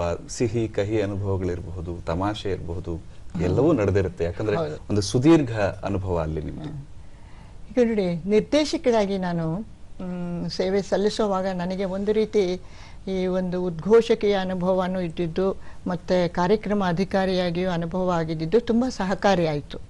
ಐತೆ, ಯಾತಕ್ಕೆ ಈ ಮಾತು ಹೇಳ್ತಾ ಇದ್ದೀನಿ ಅಂದರೆ, ಒಮ್ಮೆ ಇದ್ದಕ್ಕಿದ್ದ ಹಾಗೆ ಈ ಕಾರ್ಯಕ್ರಮ ಸಂಘದವರು ಯಾವುದೋ ಅವರ ಬೇಡಿಕೆಗಳ ನಿಮಿತ್ತ ಅವರು ಸ್ಟ್ರೈಕ್ ಮಾಡೋಕ್ಕೆ ಶುರು ಮಾಡಿದ್ರು. ಆಗ ಉದ್ಘೋಷಕರನ್ನು ಮತ್ತು ಹಂಗಾಮಿ ಉದ್ಘೋಷಕರನ್ನು ಅವರಿಗೆ ಬೆಂಬಲ ನೀಡಬೇಕು ಅಂತಂದ್ಬಿಟ್ಟು ಇದು ಮಾಡಿದ್ರು. ಅವರು ಎಲ್ಲರೂ ಕೂಡ ಇದರಲ್ಲಿ ಮುಳುಗಿದ್ರು. ಪ್ರಸಾರ ಏನು ಹೇಳಿದ್ರು, ನಮಗೆ ನಿರ್ದೇಶಕರಿಗೆ ಒಂದು ಇನ್ಸ್ಟ್ರಕ್ಷನ್ಸ್ ಬಂತು ದೆಹಲಿಯಿಂದ, ನೀವು ಬೆಂಗಳೂರು ಕೇಂದ್ರಕ್ಕೆ ಸ್ಟಿಕ್ ಆನ್ ಆಗಿಬಿಡಿ, ಅಲ್ಲಿಗೆ ಇದು ಮಾಡಿಬಿಡಿ, ನಿಮ್ಮ ಅದನ್ನು ರಿಲೇ ಮಾಡಿಬಿಡಿ ಆ ಸ್ಟೇಷನ್ನ, ನೀವೇನು ತೊಂದರೆ ತಗೊಳ್ಬೇಡಿ ಅಂತ. ಆದರೆ ನನಗೆ ಮನಸ್ಸು ಬರಲಿಲ್ಲ. ಆದರೆ ಮೈಸೂರಿನಲ್ಲಿ ಆವತ್ತೇನು ಕಾರ್ಯಕ್ರಮ ನಿಗದಿಯಾಗಿದೆ ಅದು ಎಲ್ಲ ಪ್ರಸಾರ ಆಗಬೇಕು. ಅನೌನ್ಸ್ಮೆಂಟಿಗೆ ಬೆಳಿಗ್ಗೆ ಬರಬೇಕು ಶಿಫ್ಟು, ನಾನೇ ಬಂದೆ. ಹ್ಮ್ ನಮ್ಮ ಇಂಜಿನಿಯರ್ಸ್ ಅವರಿಗೆಲ್ಲ ಪರಮಾಶ್ಚರ್ಯ ಆಗೋಯ್ತು. ನಿರ್ದೇಶಕರು ಉದ್ಘೋಷಣೆ ಕೊಡೋದಕ್ಕೆ ಬಂದಿದ್ದಾರೆ ಅಂತಂದ್ಬಿಟ್ಟಿದ್ದೇನೆ. ಮೇಡಮ್ ತಾವು ಬೆಂಗಳೂರು ರಿಲೇ ಮಾಡೋದಾ ಅಂತ ಇಂಜಿನಿಯರ್ ಕೇಳಿ, ಯಾತಕ್ಕೆ ನಮ್ದಿದೆಯಲ್ಲ ಕಾರ್ಯಕ್ರಮ ಅಂತ ಕೂತ್ಕೊಂಡೆ ನಾನು ಅನೌನ್ಸರ್ ಸ್ಟುಡಿಯೋದಲ್ಲೇ ಫಸ್ಟ್ ಹೋಗಿ ಏನೇನು ಅನೌನ್ಸರ್ ಏನ್ ಮಾಡ್ತಾ ಎಲ್ಲ ಸರಾಗವಾಗಿ ಮಾಡಿದೆ ನಾನು. ಈ ಸ್ಟ್ರೈಕ್ ನಲ್ಲಿ ಭಾಗವಹಿಸಿದ್ರಲ್ಲ ಅವ್ರಿಗೂ ತುಂಬಾ ಕುತೂಹಲ ಇತ್ತು. ನಾವೆಲ್ಲ ಕೈ ಬಿಟ್ಟು ಬಂದಿದ್ದೀವಿ, ಏನಾಗುತ್ತೆ ನೋಡೋಣ ಅಂದ್ವಿ, ಏನಾಗುತ್ತೆ ನೋಡೋಣ ಅಂತಂದ್ಬಿಟ್ಟು ಅವರಿಗೆಲ್ಲ ಪರಮಾಶ್ಚರ್ಯ ಆಯಿತು. ನಮ್ಮ ನಿರ್ದೇಶಕರು ಒಬ್ಬರೇ ಕೂಡ ಮ್ಯಾನೇಜ್ ಮಾಡಬಲ್ಲರು, ಎಲ್ಲರನ್ನೂ ಒಳಗೊಂಡು ಮ್ಯಾನೇಜ್ ಮಾಡಬಲ್ಲರು ಅನ್ನೋಂತ ಅಂದು ಅವರೆಲ್ಲ ಬಂದು ನನ್ನ ಅಭಿನಂದಿಸೋದಕ್ಕೆ ಶುರು ಮಾಡಿದ್ರು. ಆ ನಂತರ ನೋಡಿ ರೆಕಾರ್ಡಿಂಗ್ಗಳನ್ನು ಮಾಡಿದೆ. ಅವತ್ತು ಕಲಾವಿದರುಗಳು ಏನೇನಿರ್ತಾರೆ ಅವ್ರ ರೆಕಾರ್ಡಿಂಗು ಅಲ್ಲದೆ ಎಂಥ ದಿನ ಅಂದ್ರೆ ಸಂಬಳದ ದಿನ ಅದು 31ನೇ ತಾರೀಕು ಏನೋ. ಎಲ್ಲ ಬೇರೆ ಸ್ಟಾಫು ಸಂಬಳ, ಆವಾಗೆಲ್ಲ ಈಗಿನ ಹಾಗೆ ಬ್ಯಾಂಕ್ ಅಕೌಂಟ್ಗೆ ಹಾಕೋದು ಈ ಪದ್ಧತಿ ಇರಲಿಲ್ಲ. ನೇರವಾಗಿ ಅಲ್ಲಿ ಸೈನ್ ಮಾಡಿಸ್ಕೋಬೇಕು, ಕ್ಯಾಶ್ ಕೊಡಬೇಕು. ಆ ಕೆಲಸವನ್ನೂ ನಿರ್ವಹಿಸಿದೆ ನಾನು. ಹೀಗೆ ಆಕಾಶವಾಣಿ ಯಾವುದು ಯಾರು ಏನು ಮಾಡಿದ್ರು ಅದು ಸ್ತಬ್ಧವಾಗಬಾರದು, ಅದು ನಿರಂತರವಾಗಿ ಶ್ರೋತೃಗಳಿಗೆ ಇರುವಂತಹದ್ದು. ಆ ಸಾರ್ವಜನಿಕ ಸೇವೆಯನ್ನ ಸಮರ್ಥವಾಗಿ ಮಾಡಲೇಬೇಕು ಅನ್ನೋದು ನನ್ನ ದೃಢ ಸಂಕಲ್ಪವಾಗಿತ್ತು. ನಿಜ. ನೀವು ರೂಪಿಸಿದಂತ ಕಾರ್ಯಕ್ರಮಗಳು ಅದು ಬಹಳ ಇಂಟ್ರೆಸ್ಟಿಂಗ್ ಅನ್ಸುತ್ತೆ. ಯಾಕಂತಂದ್ರೆ ಆ ಕಾಲದ ಸಾಹಿತಿಗಳಾಗಿರ್ಬಹುದು, ರಾಜಕಾರಣಿಗಳಾಗಿರ್ಬಹುದು, ಎಲ್ಲರಿಂದಲೂ ಬಹಳ ಪ್ರಶಂಸೆ ಪಡೆದಂತ ಜನರಿಂದಂತೂ ಡೆಫಿನೆಟ್ಲಿ ಈ ತರ ಕಾರ್ಯಕ್ರಮ ಆಗಿರ್ಲಿಲ್ಲ ಅನ್ನುವಂತ ಒಂದು ಟೆಸ್ಟಿಮೋನಿಯನ್ನ ಪಡೆದಂತವ್ರು ನೀವು ಮಾಡಿದಂತ ಕಾರ್ಯಕ್ರಮಗಳ ಬಗ್ಗೆ ಹೇಳಿ. ನೋಡಿ, ಈಗ ವಿಶೇಷವಾಗಿ ಏನಾಯ್ತು ಅಂತಂದ್ರೆ ನಾನು ನಿರ್ದೇಶಕರಾಗಿದ್ದ ಅವಧಿಯಲ್ಲಿ ಅದಾಗ ತಾನೇ ಈ 80ರ ದಶಕದ ಅಂಚಿನಲ್ಲಿ 90ರ ದಶಕದಲ್ಲಿ ವಿದ್ಯುನ್ಮಾನ ಮಾತೃಕೆಯಲ್ಲಿ ದೂರದರ್ಶನ ಪದಾರ್ಪಣೆ ಮಾಡಿತ್ತು, ಆಯ್ತಾ. ಅದಷ್ಟೇ ಅಲ್ಲದೆ ಸರ್ಕಾರಿ ಸ್ವಾಮ್ಯದ್ದಲ್ಲದೆ ನಮ್ಮ ಖಾಸಗಿ ಚಾನೆಲ್ಗಳು ತುಂಬಾ ಹುಟ್ಟುಕೊಂತು, ಶೀಘ್ರವಾಗಿ ಬೆಳ್ಕೊಂತು. ಸಹಜವಾಗಿ ಮನುಷ್ಯನ ಕುತೂಹಲ ಆ ಕಡೆಗೇನೆ ಹೋಯ್ತು. ಯಾಕೆಂದ್ರೆ ಮುಖ ಕಾಣುತ್ತೆ, ಎಲ್ಲ ನೋಡಬಹುದು, ಇದೊಂದು ಆಕರ್ಷಣೆ ಇದ್ದೇ ಇರುತ್ತೆ ಸಹಜವಾಗಿ. ಹೀಗಾಗಿ ಆಕಾಶವಾಣಿ ಆಗ ಏಕಸ್ವಾಮ್ಯವನ್ನು ಪಡೆದಿದ್ದಂತಹ ಮಾಧ್ಯಮ, ಮುದ್ರಣ ಮಾಧ್ಯಮ ಇದ್ರೂ ಕೂಡ ಕ್ಷಿಪ್ರಗತಿಯಲ್ಲಿ ತಲುಪುವಂತಹ ಮಾಧ್ಯಮ ಆಕಾಶವಾಣಿ ಅಲ್ವಾ. ಆ ಒಂದು ಅದರ ಸಾಮರ್ಥ್ಯದಿಂದಲೇ ಕೂಡ ಇವತ್ತು ಕೂಡ ಮನ್ ಕಿ ಬಾತ್ ಕಾರ್ಯಕ್ರಮಕ್ಕೆ ನಮ್ಮ ದೇಶ ಕಂಡ ಶ್ರೇಷ್ಠ ಪ್ರಧಾನಮಂತ್ರಿ ನರೇಂದ್ರ ಮೋದಿಯವರು ಬಹುಮಾಧ್ಯಮ ಸಂದರ್ಭದಲ್ಲಿ ಯಾಕೆ ಆಕಾಶವಾಣಿಯನ್ನು ಆಯ್ಕೆ ಮಾಡಿಕೊಂಡಿದ್ದಾರೆ ಹೇಳಿ ವರ್ಣಿಕರ್?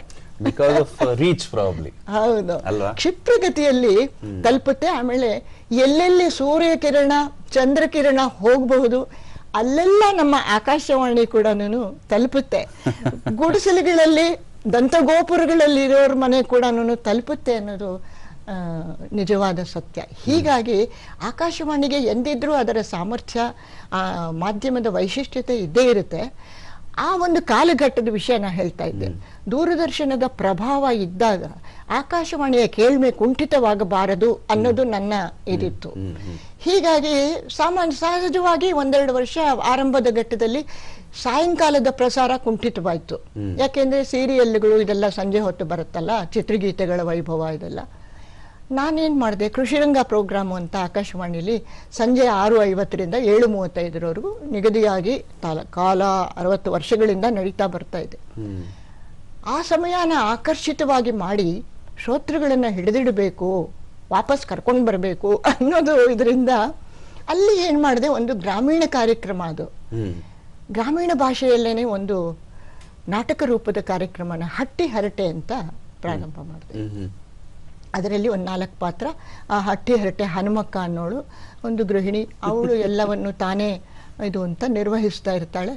ಅವಳಿಗೆ ಅಲ್ಲಿ ಹಳ್ಳಿ ಯುವಕರು ಚಂದ್ರಣ್ಣ ಇನ್ನೊಬ್ರು ಅಂತ ಆಯ್ತಾ, ಚಂದ್ರಣ್ಣ ಬಾರೆ ಇಲ್ಲಿ, ಅದೇನು ಅಟ್ಟಿ ಬಾಕಲ್ ತಾಗ ಹಂಗೆ ಕೂತ್ಕೊಂಡು ಮಾತಾಡ್ತಿದ್ಯಲ್ಲ ಕವ್ಕವ ಅಂತ, ಬಳಿಕ್ ಬರಕಾಗ್ದ ತಕ್ಕ ಆ ಮಂದಲಿಗೆ ಕುಂತ್ಕ, ಅಲ್ಲ ಬರ್ಬೇಡ ಅಂತೇ ನೀನು ಎಂಡ್ರ ಕಿವಿಯಿಂದ ಅವಳ ಚಂದಾಗ ಮಾತಾಡ್ತೇನೆ ನೀನು, ಅಲ್ಲ ಚಾಮುಂಡೇಶ್ವರಿ ಪಾದಕ್ಕೆ ಹೋಗ್ಬೇಕು ಅಂತ ಹೇಳಿರ್ಲಿಲ್ಲ ನಿಂಗೆ? ಹಬ್ಬಕ್ಕೆ ನಮ್ ಚಿಗವ ಅವಳೆ ಅಲ್ಲಿಂತ ಕೆಮ್ಮಿಟ್ಟು ಅದೆಲ್ಲ ಬೇಡವಾ ನಿಂಗೆ? ಓ ಬೋ ಚಂದಾಗ ಮಾತಾಡ್ತೀಯ ಬಿಡು.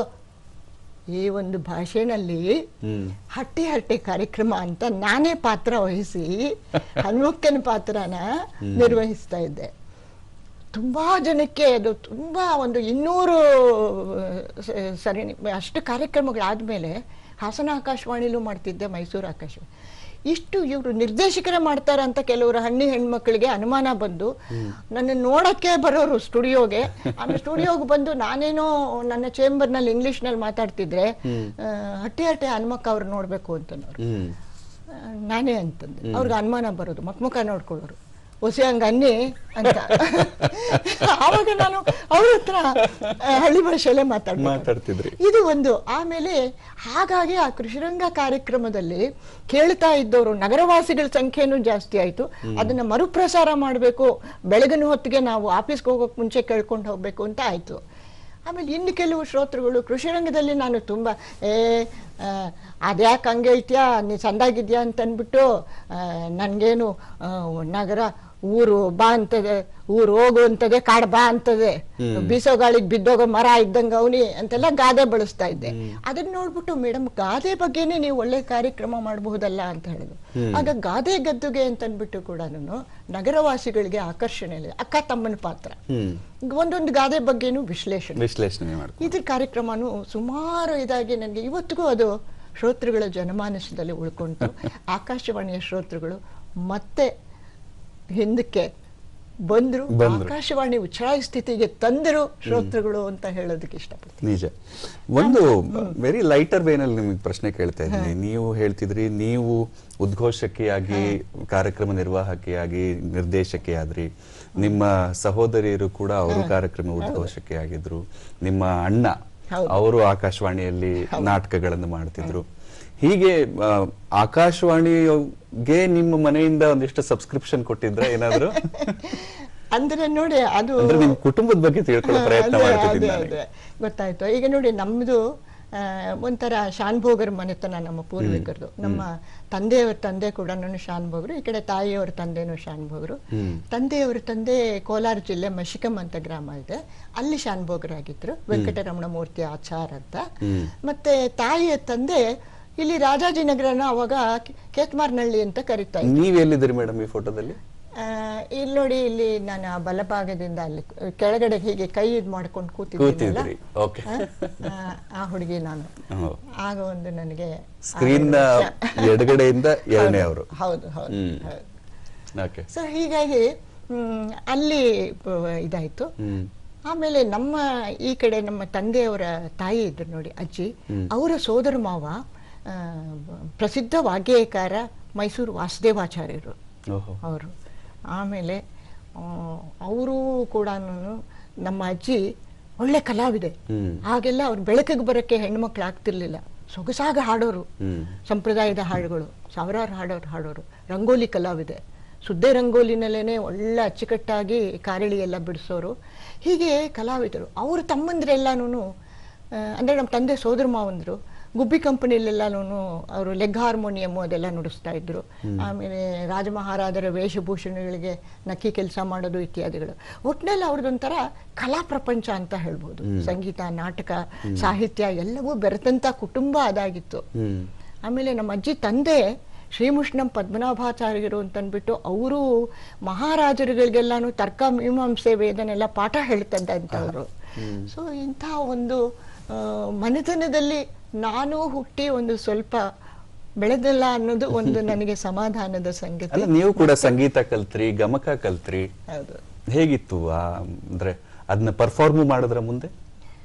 ಅಂದ್ರೆ ನೋಡಿ, ಅದಕ್ಕೂ ಮೊದಲು ನಮ್ಮ ತಂದೆ ರಂಗಗೀತೆಗಳನ್ನ ತುಂಬಾ ಆಸಕ್ತಿ ಅವ್ರಿಗೆ ಇತ್ತು. ಸೊ ರಂಗಗೀತೆಗಳಲ್ಲೂ ಅವರು ತುಂಬಾ ನಾಟಕಗಳಲ್ಲಿ ಹಿರಣ್ಯಕಶಿಪು ಪಾತ್ರ ಇತ್ಯಾದಿಗಳನ್ನೆಲ್ಲ ಮಾಡೋರು. ಮತ್ತೆ ಮನೆಯಲ್ಲೂ ಸಮಾರಂಭಗಳಾದಾಗ ಕೂಡ ರಂಗಗೀತೆಗಳನ್ನ ಹೇಳಬೇಕು, ಮಾಡಬೇಕು ಅನ್ನೋದು ಖುಷಿ ಅವ್ರಿಗೆ. ಆಯ್ತಾ, ಅವರು ನನಗೂ ಕೂಡ ಪಾತ್ರಗಳನ್ನ ಈ ಕಂಸವದೆ ನಾಟಕದಲ್ಲಿ ಅದೊಂದು ಹಾಡು ಬರುತ್ತೆ, ಬರೆ ಬಾರೆ ಹುಡ್ಗಿ ಚಾರು ಸಾರಿ ಕಡ್ಗಿ ಮಹಾರಾಜರ್ ಮನ್ಗೋಗಿ ಮರ್ವಾದೆ ತಕ್ಕಂಬರನ್ ಬಾರೆ ಹುಡ್ಗಿ ಬತ್ತೀವನ್ ಕಣ್ಣು ದಡ್ಬಡ್ ಬತ್ತೀವನ್ ಕಣ್ಣು ನೆತ್ತೆ ಬಾಯ್ ಮಾಡ್ಕೊಂಡು ಒತ್ತೆ ಬಲ್ಕೋಗ್ತಿ ಎಲ್ಲ ಬತ್ತೀನ್ ಕಣ್ಣು ದಡ್ಬಡ್ ಬತ್ತೀನ್ ಕಣ್ಣು. ಇದನ್ನೆಲ್ಲ ನಾನು ರಂಗನಾಟಕದಲ್ಲಿ ನಮ್ಮ ತಂದೆ ಜೊತೆಲಿ ಅಂದ್ರೆ ನಮ್ಮ ಕುಟುಂಬ ವಲಯದಲ್ಲಿ ಮಾಡ್ತಾ ಇದ್ದೆ. ಆಯ್ತಾ, ಹೀಗಾಗಿ ನನಗೆ ನಮ್ಮ ತಂದೆ ಬಗ್ಗೆ, ಅವರ ಒಂದು ಸಾಹಿತ್ಯ ಜ್ಞಾನದ ಬಗ್ಗೆ ಗಮಕದ ವಿಷಯಕ್ಕೆ ಬಂದ್ರಿ ನೀವು. ತುಂಬಾ ಅವ್ರ ಬಗ್ಗೆ ಗಮಕದ ವಿಷಯದಲ್ಲೂ ಅಭಿಮಾನ. ಯಾಕೆ ಅಂದ್ರು ಆವಾಗೆಲ್ಲ ನಮ್ಮ ತಂದೆ ಏನ್ ಹೇಳೋರು ಅಂದ್ರೆ, ನೋಡಮ್ಮ ನಮ್ಮ ಕಾಲದಲ್ಲೆಲ್ಲಾನು ವರಪರೀಕ್ಷೆ ಅಂತಂದ್ರೆ ಅವನಿಗೆ ಗದುಗಿನ ಭಾರತ ಓದೋದಕ್ಕೆ ಬರುತ್ತಾ, ಲಕ್ಷ್ಮೀಶನ ಜೈಮಿನಿ ಭಾರತ ಓದಕ್ ಬರುತ್ತಾ ಅಂತ ಕೇಳಿದ್ರು. ಆಯ್ತಾ, ನೋಡು ನಾನು ಸರಾಗವಾಗಿ ಕುಮಾರವ್ಯಾಸ ಭಾರತ ಎಲ್ಲಾನು ನಿಮ್ಗೆ ಕೇಳಕ್ ಸಮಯ ಇದೆಯಾ ಅಂತ ಅಂದ್ಬಿಟ್ಟು ವಾಚನ ಮಾಡಿದೆ. ಆಮೇಲೆ ನಿಮ್ಮ ಅಮ್ಮನ್ನ ಕೈ ಹಿಡ್ದೆ ಅಂತ ಅಂದ್ಬಿಟ್ಟು ಹೇಳೋರು. ಆಯ್ತಾ, ಅದನ್ನ ನನಗೆ ಕೇಳೋರು. ದ್ಯುಮಣಿ ಕರ್ಣದ್ಯುಮಣಿ ಸಹಿತ ಅಸ್ತಮಿಸೆ, ಕಮಲಿನಿ ಕೌರವನ ಮುಖ ಕಮಲ ಬಾಡಿತು, ತಿಮಿರ ಹೆಚ್ಚಿತು ಶೋಕತಮದೊಳಗೆ, ಅಮಳ ಚಕ್ರಾಂಗಕ್ಕೆ ಭೂಪೋತ್ತಮನ ವಿಜಯಾಂಗನೆಗೆ ಅಗಲಿಕೆ ಸಮನಿಸಿತು, ಕೆಳಹಿಯ ಜನಮೇಜನ ಧರಿತ್ರಿ ಪಾಲ. ಇದಕ್ಕೆಲ್ಲ ಅರ್ಥ ಹೇಳಮ್ಮ ಅಂತ ಹೇಳಿ ಒಂಥರ ನನ್ನನ್ನು ಕೂಡ ನನ್ನ ಒಂದು ಇರುವಂತಹ ಬುದ್ಧಿಶಕ್ತಿಗೆ ಅವರು ಒಂದು ಸ್ವಲ್ಪ ನೀರೇರಿದ್ರು ಅನ್ನೋದನ್ನ ಇಷ್ಟಪಡ್ತೀನಿ. ಮತ್ತೆ ಹಾಗಾಗಿ ನನಗೆ ಗಮಕದಲ್ಲಿ ತುಂಬಾ ಆಸಕ್ತಿ ಬಂದು ಗಮಕ ಪರೀಕ್ಷೆನೂ ಮಾಡಿದೆ. BH ನಾಗರತ್ನಮ್ಮ ಅನ್ನೋರು ಗುರುಗಳ ಇದರಲ್ಲಿ ಮೈಸೂರಿನಲ್ಲಿ ದ್ವಿತೀಯ ರ್ಯಾಂಕು ಪಡೆದೆ ಅದರಲ್ಲಿ. ಆದರೆ ನನಗೆ ಮುಂದುವರಿಸೋದಕ್ಕೆ ಆ ವೇಳೆಗೆ ಆಕಾಶವಾಣಿಲಿ ಕಾರ್ಯಕ್ರಮ ಅಧಿಕಾರಿಯಾಗಿದ್ದೆ. ಹೀಗೆ ವರ್ಗಾವಣೆಗಳು ತುಂಬಾ ಇರ್ತಿತ್ತು ನನಗೆ. 5 ವರ್ಷಕ್ಕೂ ವರ್ಗಾವಣೆಗಳಿರ್ತಾ ಇತ್ತು. ಹೀಗಾಗಿ ನನಗೆ ಸ್ಥಿರವಾಗಿ ಒಂದು ಕಡೆ ಶಾಸ್ತ್ರೀಯ ಸಂಗೀತದಲ್ಲೂ ಕಲಿತೆ. ಆದರೆ ಪ್ರಾಕ್ಟೀಸ್ ಮಾಡೋದಕ್ಕೆ, ಅದನ್ನ ಚೆನ್ನಾಗಿ ಶ್ರದ್ಧೆಯಿಂದ ಕಲಿಯೋದಕ್ಕೆ, ಅದರ ಇದು ಕೊಡೋದಕ್ಕೆ ಅವಕಾಶ ಆಗಲಿಲ್ಲ. ಆದರೆ ಆಸಕ್ತಿ ಇಂದಿಗೂ ಮುಂದುವರೆದಿದೆ. ಅದೇ ನನ್ನ ಜೀವ ಸತ್ವ ಅಂತ ಹೇಳೋದಕ್ಕೆ ಇಷ್ಟಪಡ್ತೀನಿ. ವಾ, ಇದ್ರ ಮಧ್ಯದಲ್ಲಿ ನಿಮ್ಮ ಯಾವ ಕಾರ್ಯಕ್ರಮ ಕೇಳಿ ನಿಮ್ಮ ಮದುವೆ ಫಿಕ್ಸ್ ಆಯ್ತು ಮೇಡಮ್? ಒಳ್ಳೆ ಪ್ರಶ್ನೆ. ಕಾರ್ಯಕ್ರಮ ಕೇಳಿ ನಾನು ಉದ್ಘೋಷಿಕೆ ಆಗಿದ್ನಲ್ಲ ಭದ್ರಾವತಿ ಆಕಾಶವಾಣಿನಲ್ಲಿ. ಅವಾಗೆಲ್ಲ ನಮ್ದೊಂದು ತಾರಾಪಟ್ಟ ಅಂತ ಹೇಳ್ಬೋದು, ಅಷ್ಟು ಮೆರೆದು. ಯಾಕೆ ಅಂತಂದ್ರೆ, ಆಕಾಶವಾಣಿಲಿ ಇವ್ರ ಧ್ವನಿ ಬರ್ತಾ ಇದೆ, ಇವ್ರನ್ನ ನೋಡ್ಬೇಕು, ಇವ್ರ ಜೊತೆ ಮಾತಾಡ್ಬೇಕು ಅಂತ ಶ್ರೋತೃಗಳಿಗೆ ತುಂಬಾ ಇದಿರ್ತಿತ್ತು. ಅಷ್ಟೇ ಅಲ್ಲ, ಎಲ್ಲೋ ನನ್ನ ನೋಡಿದವರು ನನಗೆ ಪ್ರೇಮ ಪತ್ರಗಳನ್ನು ಬರೆಯೋದಕ್ಕೆ ಶುರು ಮಾಡ್ಬಿಟ್ಟಿದ್ರು ಶ್ರೋತೃಗಳು. ಹೀಗಾಗಿ ನಾನು ಹೆದರ್ಬಿಟ್ಟಿದ್ದೆ. 22 ಅವು ಬರುತ್ತಾ ಮೇಡಮ್ ಇಲ್ಲಿ ಕೇಳಿ? ಅದ್ರ ಫೋಟೋಗಳು ತಂದಿದ್ದೀರಾ? ಇಲ್ಲ, ಅದೆಲ್ಲ ಕೇಳಿ. ಆ ನಂತರ ನಮ್ಮ ಪತಿ ಕೂಡ ಡಾಕ್ಟರ್ ಪ್ರಣತಾರ್ತಿ ಹರನ್ನವರು ಆಕಾಶವಾಣಿಲಿ ಉದ್ಘೋಷಕರಾಗಿದ್ರು. ಹಾಗಾಗಿ ಅವ್ರಿಗೂ ಏನು ನನ್ನ ಸಾಹಿತ್ಯದ ಗುಣ ಇತ್ಯಾದಿ ಇಷ್ಟ ಆಯ್ತು ಏನೋ. ನನಗೂ ಕೂಡ ಅವ್ರ ಬಗ್ಗೆ ತುಂಬಾ ಒಳ್ಳೆ ಅಭಿಪ್ರಾಯ ಬಂತು. ಯಾಕೆ ಅಂದ್ರೆ ಸುಮಾರು 3 ವರ್ಷ ಒಟ್ಟಾಗಿ ಕೆಲಸ ಮಾಡಿದ್ವಿ. ಆಗ ನಾನು ಅವರಲ್ಲಿ ಗಮನಿಸಿದಂತ ಮುಖ್ಯವಾದ ಅಂಶ ಅಂತಂದ್ರೆ, ಅವ್ರಿಗೆ ಯಾವ ದುಶ್ಚಟಗಳು ಇರ್ಲಿಲ್ಲ, ಕಾಫಿ ಕುಡಿಯೋ ಅಭ್ಯಾಸವೂ ಇಲ್ಲ. ಆಯ್ತಾ, ನಾನೇ ಅವ್ರ ಪಾಲಿಂದೆಲ್ಲ ಕುಡಿತೀನಿ ಇಟ್ಕೊಳ್ಳಿ. ಅದರಿಂದ ಅವರು ಅಷ್ಟು ಸಂಭಾವಿತ ವ್ಯಕ್ತಿ ಅಂತ ಅನ್ನಿಸಿ ನನಗೆ. ನಾನು ವಿವಾಹವಾದರೆ ಇವರನ್ನೇ ಆಗಬೇಕು ಅಂತ ನಿರ್ಧಾರ ಮಾಡಿದೆ. ಇಂದಿಗೂ ಹಾಗೆ ನಮ್ಮ ಸದಭಿರುಚಿ, ಸಾಹಿತ್ಯಾಸಕ್ತಿ, ಪ್ರೀತಿಯ ಒಂದು ಆಧಿಕ್ಯ ಎಲ್ಲಾನು ಮುಂದುವರೆದಿದೆ. ಹಾಗಾಗಿ ನಮ್ಮ ಮಗಳು, ಒಬ್ಬಳೆ ಮಗಳು ಶರ್ವಾಣಿ ಅಂತ, ಅವಳಿಗೂ ಕೂಡ ಸಾಹಿತ್ಯಾಸಕ್ತಿ ಎಲ್ಲ ಇದೆ. ಮತ್ತೆ ಅವ್ರ ಮೊಮ್ಮಕ್ಕಳು 3 ಜನ ಇದ್ದಾರೆ. ಅವ್ರಿಗೂ ಕೂಡ ಓದೋದು ಬಿಟ್ರೆ, ಊಟ ಬಿಟ್ಟು ಬೇಕಾದ್ರೂ ಓದೋದ್ರಲ್ಲೇ ಇರ್ತಾರೆ. ಅಷ್ಟು ಓದೋದ್ರ ಬಗ್ಗೆ ಅವ್ರಿಗೆಲ್ಲ ಆಸಕ್ತಿ. ಆರ್ಯ ಅಂತ ಮೊಮ್ಮಗಳು, ಮತ್ತೆ ಅನೀಶ್ ಅಂಶು ಅಂತ ಮೊಮ್ಮಕ್ಕಳು. ಹಾಗೆ ನನ್ನ ಮಗಳ ಪತಿ ಭಾನುಪ್ರಕಾಶ್ ಅಂತ, ಅವರು ಅಮೆರಿಕಾದಲ್ಲಿ ಒಳ್ಳೆ ಉನ್ನತ ಹುದ್ದೆಯಲ್ಲಿ ಸಾಫ್ಟ್ವೇರ್ ಇಂಜಿನಿಯರ್ ಆಗಿ ಕೆಲಸ ಮಾಡ್ತಾ ಇದ್ದಾರೆ. ಇದಿಷ್ಟು ಕುಟುಂಬದ ವಿಷಯ. ನೋಡಿ, ನಾವು ಸಾಮಾನ್ಯ ಕೇಳ್ತಿರ್ತೀವಿ ನಿಮ್ಮ ಕುಟುಂಬದವ್ರು ಹೇಗ್ ಬೆಂಬಲ ಕೊಡ್ತಾರೆ ಅಂತ. ಇಬ್ರು ಒಂದೇ ಕಡೆ ಇದ್ರಿ, ನೀವಿಬ್ರು ಸೇರ್ಕೊಂಡು ಏನಾದ್ರು ಕಾರ್ಯಕ್ರಮ ಮಾಡಿದ್ರ? ಒಂದು ವಿಷಯ ಹೇಳ್ತೀನಿ. ಒಂದೇ ನಮಗಾವಾಗ ಸಿಬ್ಬಂದಿ ಕೊರತೆ ತುಂಬಾ ಇತ್ತು. ಕಾರ್ಯಕ್ರಮ ಆಕಾಶವಾಣಿಗೆ ಬಂದಾಗ ನೇರ ಪ್ರಸಾರದ ಕಾರ್ಯಕ್ರಮ, ಪತ್ರೋತ್ತರ ಇತ್ಯಾದಿಗಳೆಲ್ಲ ನಾವಿಬ್ರು ಮಾಡ್ತಾ ಇದ್ವಿ ಅದನ್ನ. ಆಯ್ತಾ, ನಾಟಕಗಳಲ್ಲಿ ಈಗ ಯಾವುದೋ ಪಾತ್ರ ಸಡನ್ ಆಗಿ ಗೊತ್ತೇ ಬರಲ್ಲ ಅಂತ ಅಂದ್ಬಿಟ್ಟು ಅನಿವಾರ್ಯ ಕಾರಣದಿಂದ ಹೇಳಿದಾಗ ಉದ್ಘೋಷಕರನ್ನೇ ಕರೆಯೋದು. ಯಾಕೆಂದ್ರೆ ಧ್ವನಿ ಪರೀಕ್ಷೆ ಆಗಿರ್ತದೆ. ನಮ್ದು ಡ್ಯೂಟಿ ಆಗಿರ್ಲಿ ಬಿಡ್ಲಿ, ಬನ್ರಿ ಸ್ವಲ್ಪ ಹೊತ್ತು ಎಳೀತಾ ಇರೋದು. ಸಾಯಂಕಾಲ ಬನ್ನಿ ಸ್ವಲ್ಪ ಹೊತ್ತು. ಇಲ್ಲ ಸರ್, ಹಸುವಾಗ್ತಾ, ಆಯ್ತಾ ತಿಂಡಿ ತರಿಸ್ಕೊಳ್ತೀನಿ ಬನ್ನಿ. ಹೀಗೆ ನಮ್ಮನ್ನು ಕರೆದು ಕಾರ್ಯಕ್ರಮಗಳನ್ನ ಮಾಡಿ ಅನುಭವ ಅದಿತ್ತು ನಮ್ಮಿಬ್ಬರ ಜೊತೆಗೆ. ಆದರೆ ಇಬ್ಬರು ವಿವಾಹ ಆದ್ಮೇಲೆ ತುಂಬಾನೇ ಕಷ್ಟ ಪಡ್ಬೇಕಾಯ್ತು ಆಕಾಶವಾಣಿ ಕೆಲಸ. ಯಾಕೆಂದ್ರೆ ಇಬ್ಬರಿಗೂ ಶಿಫ್ಟ್ ಕೆಲಸ ಇರ್ತಾ ಇತ್ತು. ನಾನ್ ಬೇರೆ ಶಿಫ್ಟ್, ಅವ್ರು ಬೇರೆ ಶಿಫ್ಟ್, ಮುಖಾಬಲೆ ಆಗ್ತಿದ್ದೆ ಕಡಿಮೆ. ಹೀಗಾಗಿ ಚೀಟಿ ಸಂಸಾರ ಆಗೋಗಿತ್ತು. ಯಾಕೆಂದ್ರೆ ಅವಾಗೆಲ್ಲ ಮೊಬೈಲು ಏನೂ ಇರ್ಲಿಲ್ಲ. ಆಮೇಲೆ ನನಗೆ ವಾಹನ ಇರ್ಲಿಲ್ಲ ಮೈಸೂರು ಆಕಾಶವಾಣಿನಲ್ಲಿ. ಒಂದೇ ಒಂದು ಕಾರ್ ಇತ್ತು. ಆ ಕಾರ್ ಕೆಟ್ಟು ಕೂತ್ರೆ ಡ್ರೈವರ್ ಬಂದ್ಬಿಟ್ಟು ಮೇಡಮ್ ಇಲ್ಲ ಅಂತ, ಆ ಕಾರ್ ಸ್ವಲ್ಪ ರಿಪೇರಿ ಆಗಿ ಬಂತು ಅಂದರೆ ಡ್ರೈವರ್ಗೆ ಹುಷಾರು ತಪ್ಪಿಬಿಡ್ತಾ ಇತ್ತು. ಅವ್ರು ಮಫ್ಲರ್ ಕಟ್ಕೊಂಡು ಬರೋರು, ನಾನು ಬರೋಕ್ಕಾಗಲ್ಲ ಅಂತ. ಹೀಗಾಗಿ ನಮಗೆ ಕಾರ್ ಇರ್ತಿರ್ಲಿಲ್ಲ. ಆವಾಗೆಲ್ಲ ನಮ್ಮನೆಯವರು ಕರ್ಕೊಂಡು ಬರಬೇಕಾಗೋದು. 11 ಗಂಟೆ 5 ನಿಮಿಷಕ್ಕೆ ಪ್ರಸಾರ ಮುಗಿಯೋದು. ಇವರು ಮನೇಲಿದ್ರೆ ಅವ್ರು ನಿದ್ದೆ ಮಾಡೋ ಹಾಗಿಲ್ಲ, ನಾನು ಬರೋದನ್ನ ಕರ್ಕೊಂಡು ಬರಬೇಕು. ಆಗ ನಾನು ಅವ್ರಿಗೆ ಹೇಗೆ ಹೇಳ್ಬೇಕು ಕಾರ್ ಇಲ್ಲ ಅಂತ? ಕಾರ್ ಇಲ್ಲ ಅನ್ನೋದು ಗೊತ್ತಾಗೋದು ನಿಲಿಯಕ್ಕೆ ಹೋದ್ಮೇಲೆ. ನಮಗೆ ಫೋನ್ ಇಲ್ಲ ಇವ್ರಿಗೆ ಹೇಳಕ್ಕೆ. ಆಮೇಲೆ ನಾನು ಒಂದು ಸೂತ್ರನ ಕಂಡ್ಕೊಂಡ್ವಿ. ಸಂಜೆ ರಾತ್ರಿ 7:45 ಹಿಂದಿ ವಾರ್ತೆ ಬರುತ್ತೆ. ಅದಕ್ಕೆ ಮುಂಚೆ ನಾವು ಒಂದು ಕ್ಯೂ ಅನೌನ್ಸ್ಮೆಂಟ್ ಕೊಡ್ಬೇಕಲ್ಲ. ನಿಜ. ಅದಕ್ಕೆ ಆವಾಗ ನಾನು ಅವ್ರಿಗೇನು ಹೇಳ್ತಾ ಇದ್ದೆ, ಆಕಾಶವಾಣಿ ಮೈಸೂರು ಮುಂದಿನ ಕಾರ್ಯಕ್ರಮ ದೆಹಲಿ ಕೇಂದ್ರದ ಸಹ ಪ್ರಸಾರದಲ್ಲಿ ಹಿಂದಿಯಲ್ಲಿ ವಾರ್ತೆಗಳನ್ನು ಕೇಳಿ ಅಂತ. ಕೇಳಿ ಅಂತ ಹೇಳಿದ್ರೆ ಹರನ್ ಅವರು ಬರಬೇಕು ಅಂತ ಅರ್ಥ. ಕೇಳಲಿದ್ದೀರಿ ವಾರ್ತೆಗಳು ಅಂತ ಅಷ್ಟಕ್ಕೆ ನಿಲ್ಸಿದ್ರೆ ಬರೋದು ಬೇಡ ಅಂತ. ಈ ತರ ನನ್ನ ತರಂಗವಾಣಿ ಹರನ್ ಅವರ ಅಂತರಂಗವಾಣಿಯನ್ನ ತಲುಪಿ ಬರ್ತಾ ಇದ್ರು ಅವರು. ನೋಡಿ ಆಕಾಶವಾಣಿಯನ್ನ ಎಷ್ಟು ಚೆನ್ನಾಗಿ ಬಳಸ್ಕೊಂಡಿದ್ದಾರೆ. ಎನಿವೆ, ನಾವು ಕಾರ್ಯಕ್ರಮದ ಆಲ್ಮೋಸ್ಟ್ ಕೊನೆ ಹಂತಕ್ಕೆ ಬಂದಿದ್ದೀವಿ. ಒಂದು ನಿಮ್ಮ ಸಾಹಿತ್ಯಿಕ ವಿಚಾರಗಳು, ಸಾಹಿತ್ಯಿಕ ತಿಳುವಳಿಕೆ ಇನ್ನೊಂದು ಮತ್ತೊಂದು, ಅದ್ರ ಬಗ್ಗೆ ಒಂದು ತಿಳಿಬೇಕು. ಮತ್ತು ಒಟ್ಟಾರೆ ಸಂಪೂರ್ಣ ಆಕಾಶವಾಣಿಯ ಜೊತೆಗಿದ್ದಂಥವ್ರು ನಿಮ್ಮ ಪೂರ್ತಿ ಕೆರಿಯರ್ ವೈಸ್ ಅವೆರಡನ್ನೂ ಸಾಹಿತ್ಯದ ಇದನ್ನ ಅಂತ ಹೇಳಿದ್ರೆ ಅದರಲ್ಲಿ ನೋಡಿ ಅನೇಕ ನಾನು ಗ್ರಂಥ ಸಂಪಾದನೆ ಇತ್ಯಾದಿಗಳು ಎಲ್ಲ ಮಾಡಿದೆ. ಆಮೇಲೆ ಸ್ವತಂತ್ರ ಕೃತಿಗಳು ಕೂಡ ನಾನು ಸಾಕಷ್ಟು ಬರೆದೆ ನಾನು. ಅದರಲ್ಲಿ ನಮ್ಮ ಈ ಒಂದು ಆಕಾಶವಾಣಿ ಬಗ್ಗೆನೇ ತಗೊಳ್ತು ಅಂತಂದರೆ ಆಕಾಶವಾಣಿ ಸಾಹಿತ್ಯ ಆಗ್ಬೋದು, ಆಕಾಶವಾಣಿ ಆ ದಿನಗಳು ಅಂತ ನನ್ನ ವೃತ್ತಿ ಜೀವನದ ಪರಿಚಯದ ಕೃತಿಗಳಾಗ್ಬೋದು, ಮತ್ತು ಭೈರಪ್ಪನವ್ರ ಬಗ್ಗೆ ನಾನು ಸಾಕಷ್ಟು ಕೆಲಸಗಳನ್ನು ಮಾಡಿದೆ. ಆಯಿತಾ, ನನಗೆ ಅತ್ಯಂತ ಮೆಚ್ಚಿನ ಸಾಹಿತಿ ಅವರು. ಆಯಿತಾ, ಅವರ ನಮ್ಮ ಭೈರಪ್ಪನವರು ಅಂತನ್ನೋದನ್ನು ವಿಶೇಷವಾದ ಕೃತಿ ಅದು, ಅದನ್ನು ಮಾಡಿದೆ. ಸೊ ಹೀಗಾಗಿ ಗ್ರಂಥ ಸಂಪಾದನೆಯಲ್ಲೂ ಸಾಕಷ್ಟು ಕೆಲಸನೂ ಮಾಡಿದೆ. ಇಷ್ಟು ನಿಮ್ಮ ಆಕಾಶವಾಣಿಯ ಬಿಡುವಿಲ್ಲದ ಕೆಲಸಗಳ ಮಧ್ಯೆ ನಿಮ್ಗೆ ಸಮಯ ಆದ್ರೂ ಎಲ್ಲಿ ಸಿಗ್ತೈತಿ ಇಷ್ಟು ಸಾಹಿತ್ಯ ರಚನೆ ಮಾಡೋದಕ್ಕೆ ಅಥವಾ ಸಂಪಾದನೆ ಅಂದ್ರೆ ನೋಡಿ, ನಾನು ಆಕಾಶವಾಣಿ ಸಂದರ್ಭ ಇದರಲ್ಲಿ ಅಧಿಕಾರದಲ್ಲಿದ್ದಾಗ ಹೆಚ್ಚು ಸಾಹಿತ್ಯ ಚಟುವಟಿಕೆಗಳಲ್ಲಿ ಬರವಣಿಗೆಯಲ್ಲಿ ತೊಡಗಕ್ಕಾಗ್ತಾ ಇರಲಿಲ್ಲ. ಒಂದ್ 2-3 ಪುಸ್ತಕಗಳು ಬಂದಾಗ ಆಕಾಶವಾಣಿ ಪುಸ್ತಕಗಳ ಬಗ್ಗೆನೇ ನಂದು ಹೆಚ್ಚು ಗಮನ ಇತ್ತಲ್ಲಿ. ನಿವೃತ್ತಿಯ ನಂತರ ನಂದು ಸಾಹಿತ್ಯ ರಚನೆ ಒಂದು ರೀತಿ ಪ್ರವೃತ್ತಿ ಆಯ್ತು. ಆಯ್ತಾ, ಜೊತೆಗೆ ಆಕಾಶವಾಣಿನಲ್ಲಿ ವಿಶೇಷವಾದ ನಂದು ಕೊಡುಗೆ ಅಂತ ಹೇಳಬೇಕಾದ್ರೆ ಸಾಹಿತ್ಯ ಸಮ್ಮೇಳನ ಮಾಡಿದೆ. ಆಕಾಶವಾಣಿ ಸಾಹಿತ್ಯ ಸಮ್ಮೇಳನ ಅಂತಂದ್ಬಿಟ್ಟು. ಯಾಕೆ ಈ ಮಾತು ಹೇಳ್ತಾ ಇದ್ದೀನಿ ಅಂದರೆ, ಆಕಾಶವಾಣಿಯಲ್ಲಿ ಸಾಮಾನ್ಯವಾಗಿ ಸಾಕಷ್ಟು ವಿಪುಲವಾದ ಸಾಹಿತ್ಯ ಇದೆ. ಆದರೆ ಅದನ್ನು ಕನ್ನಡ ಸಾಹಿತ್ಯದ ದಿಗ್ಗಜರಲ್ಲ, ಆಕಾಶವಾಣಿ ಸಾಹಿತ್ಯ ಅಂತ ಅದನ್ನು ಪರಿಗಣಿಸೋದೇ ಇಲ್ಲ. ಎಷ್ಟೋ ನಮ್ಮ ಸಮಾಜದಲ್ಲಿ ಉಪೇಕ್ಷೆಗೆ ಒಳಗಾಗಿದೆ. ಯಾವುದು ಆಕಾಶವಾಣಿ ಸಾಹಿತ್ಯ? ಅಲ್ಲಿ ಮಾತಾಡೋದೆಲ್ಲ ಆಕಾಶವಾಣಿ ಸಾಹಿತ್ಯ ಅಲ್ಲ. ವಿಶೇಷವಾಗಿ ನಾಟಕಗಳು, ರೂಪಕಗಳು, ಚಿಂತನೆಗಳು, ಇದೆಲ್ಲ ಆಕಾಶವಾಣಿ ಸಾಹಿತ್ಯ.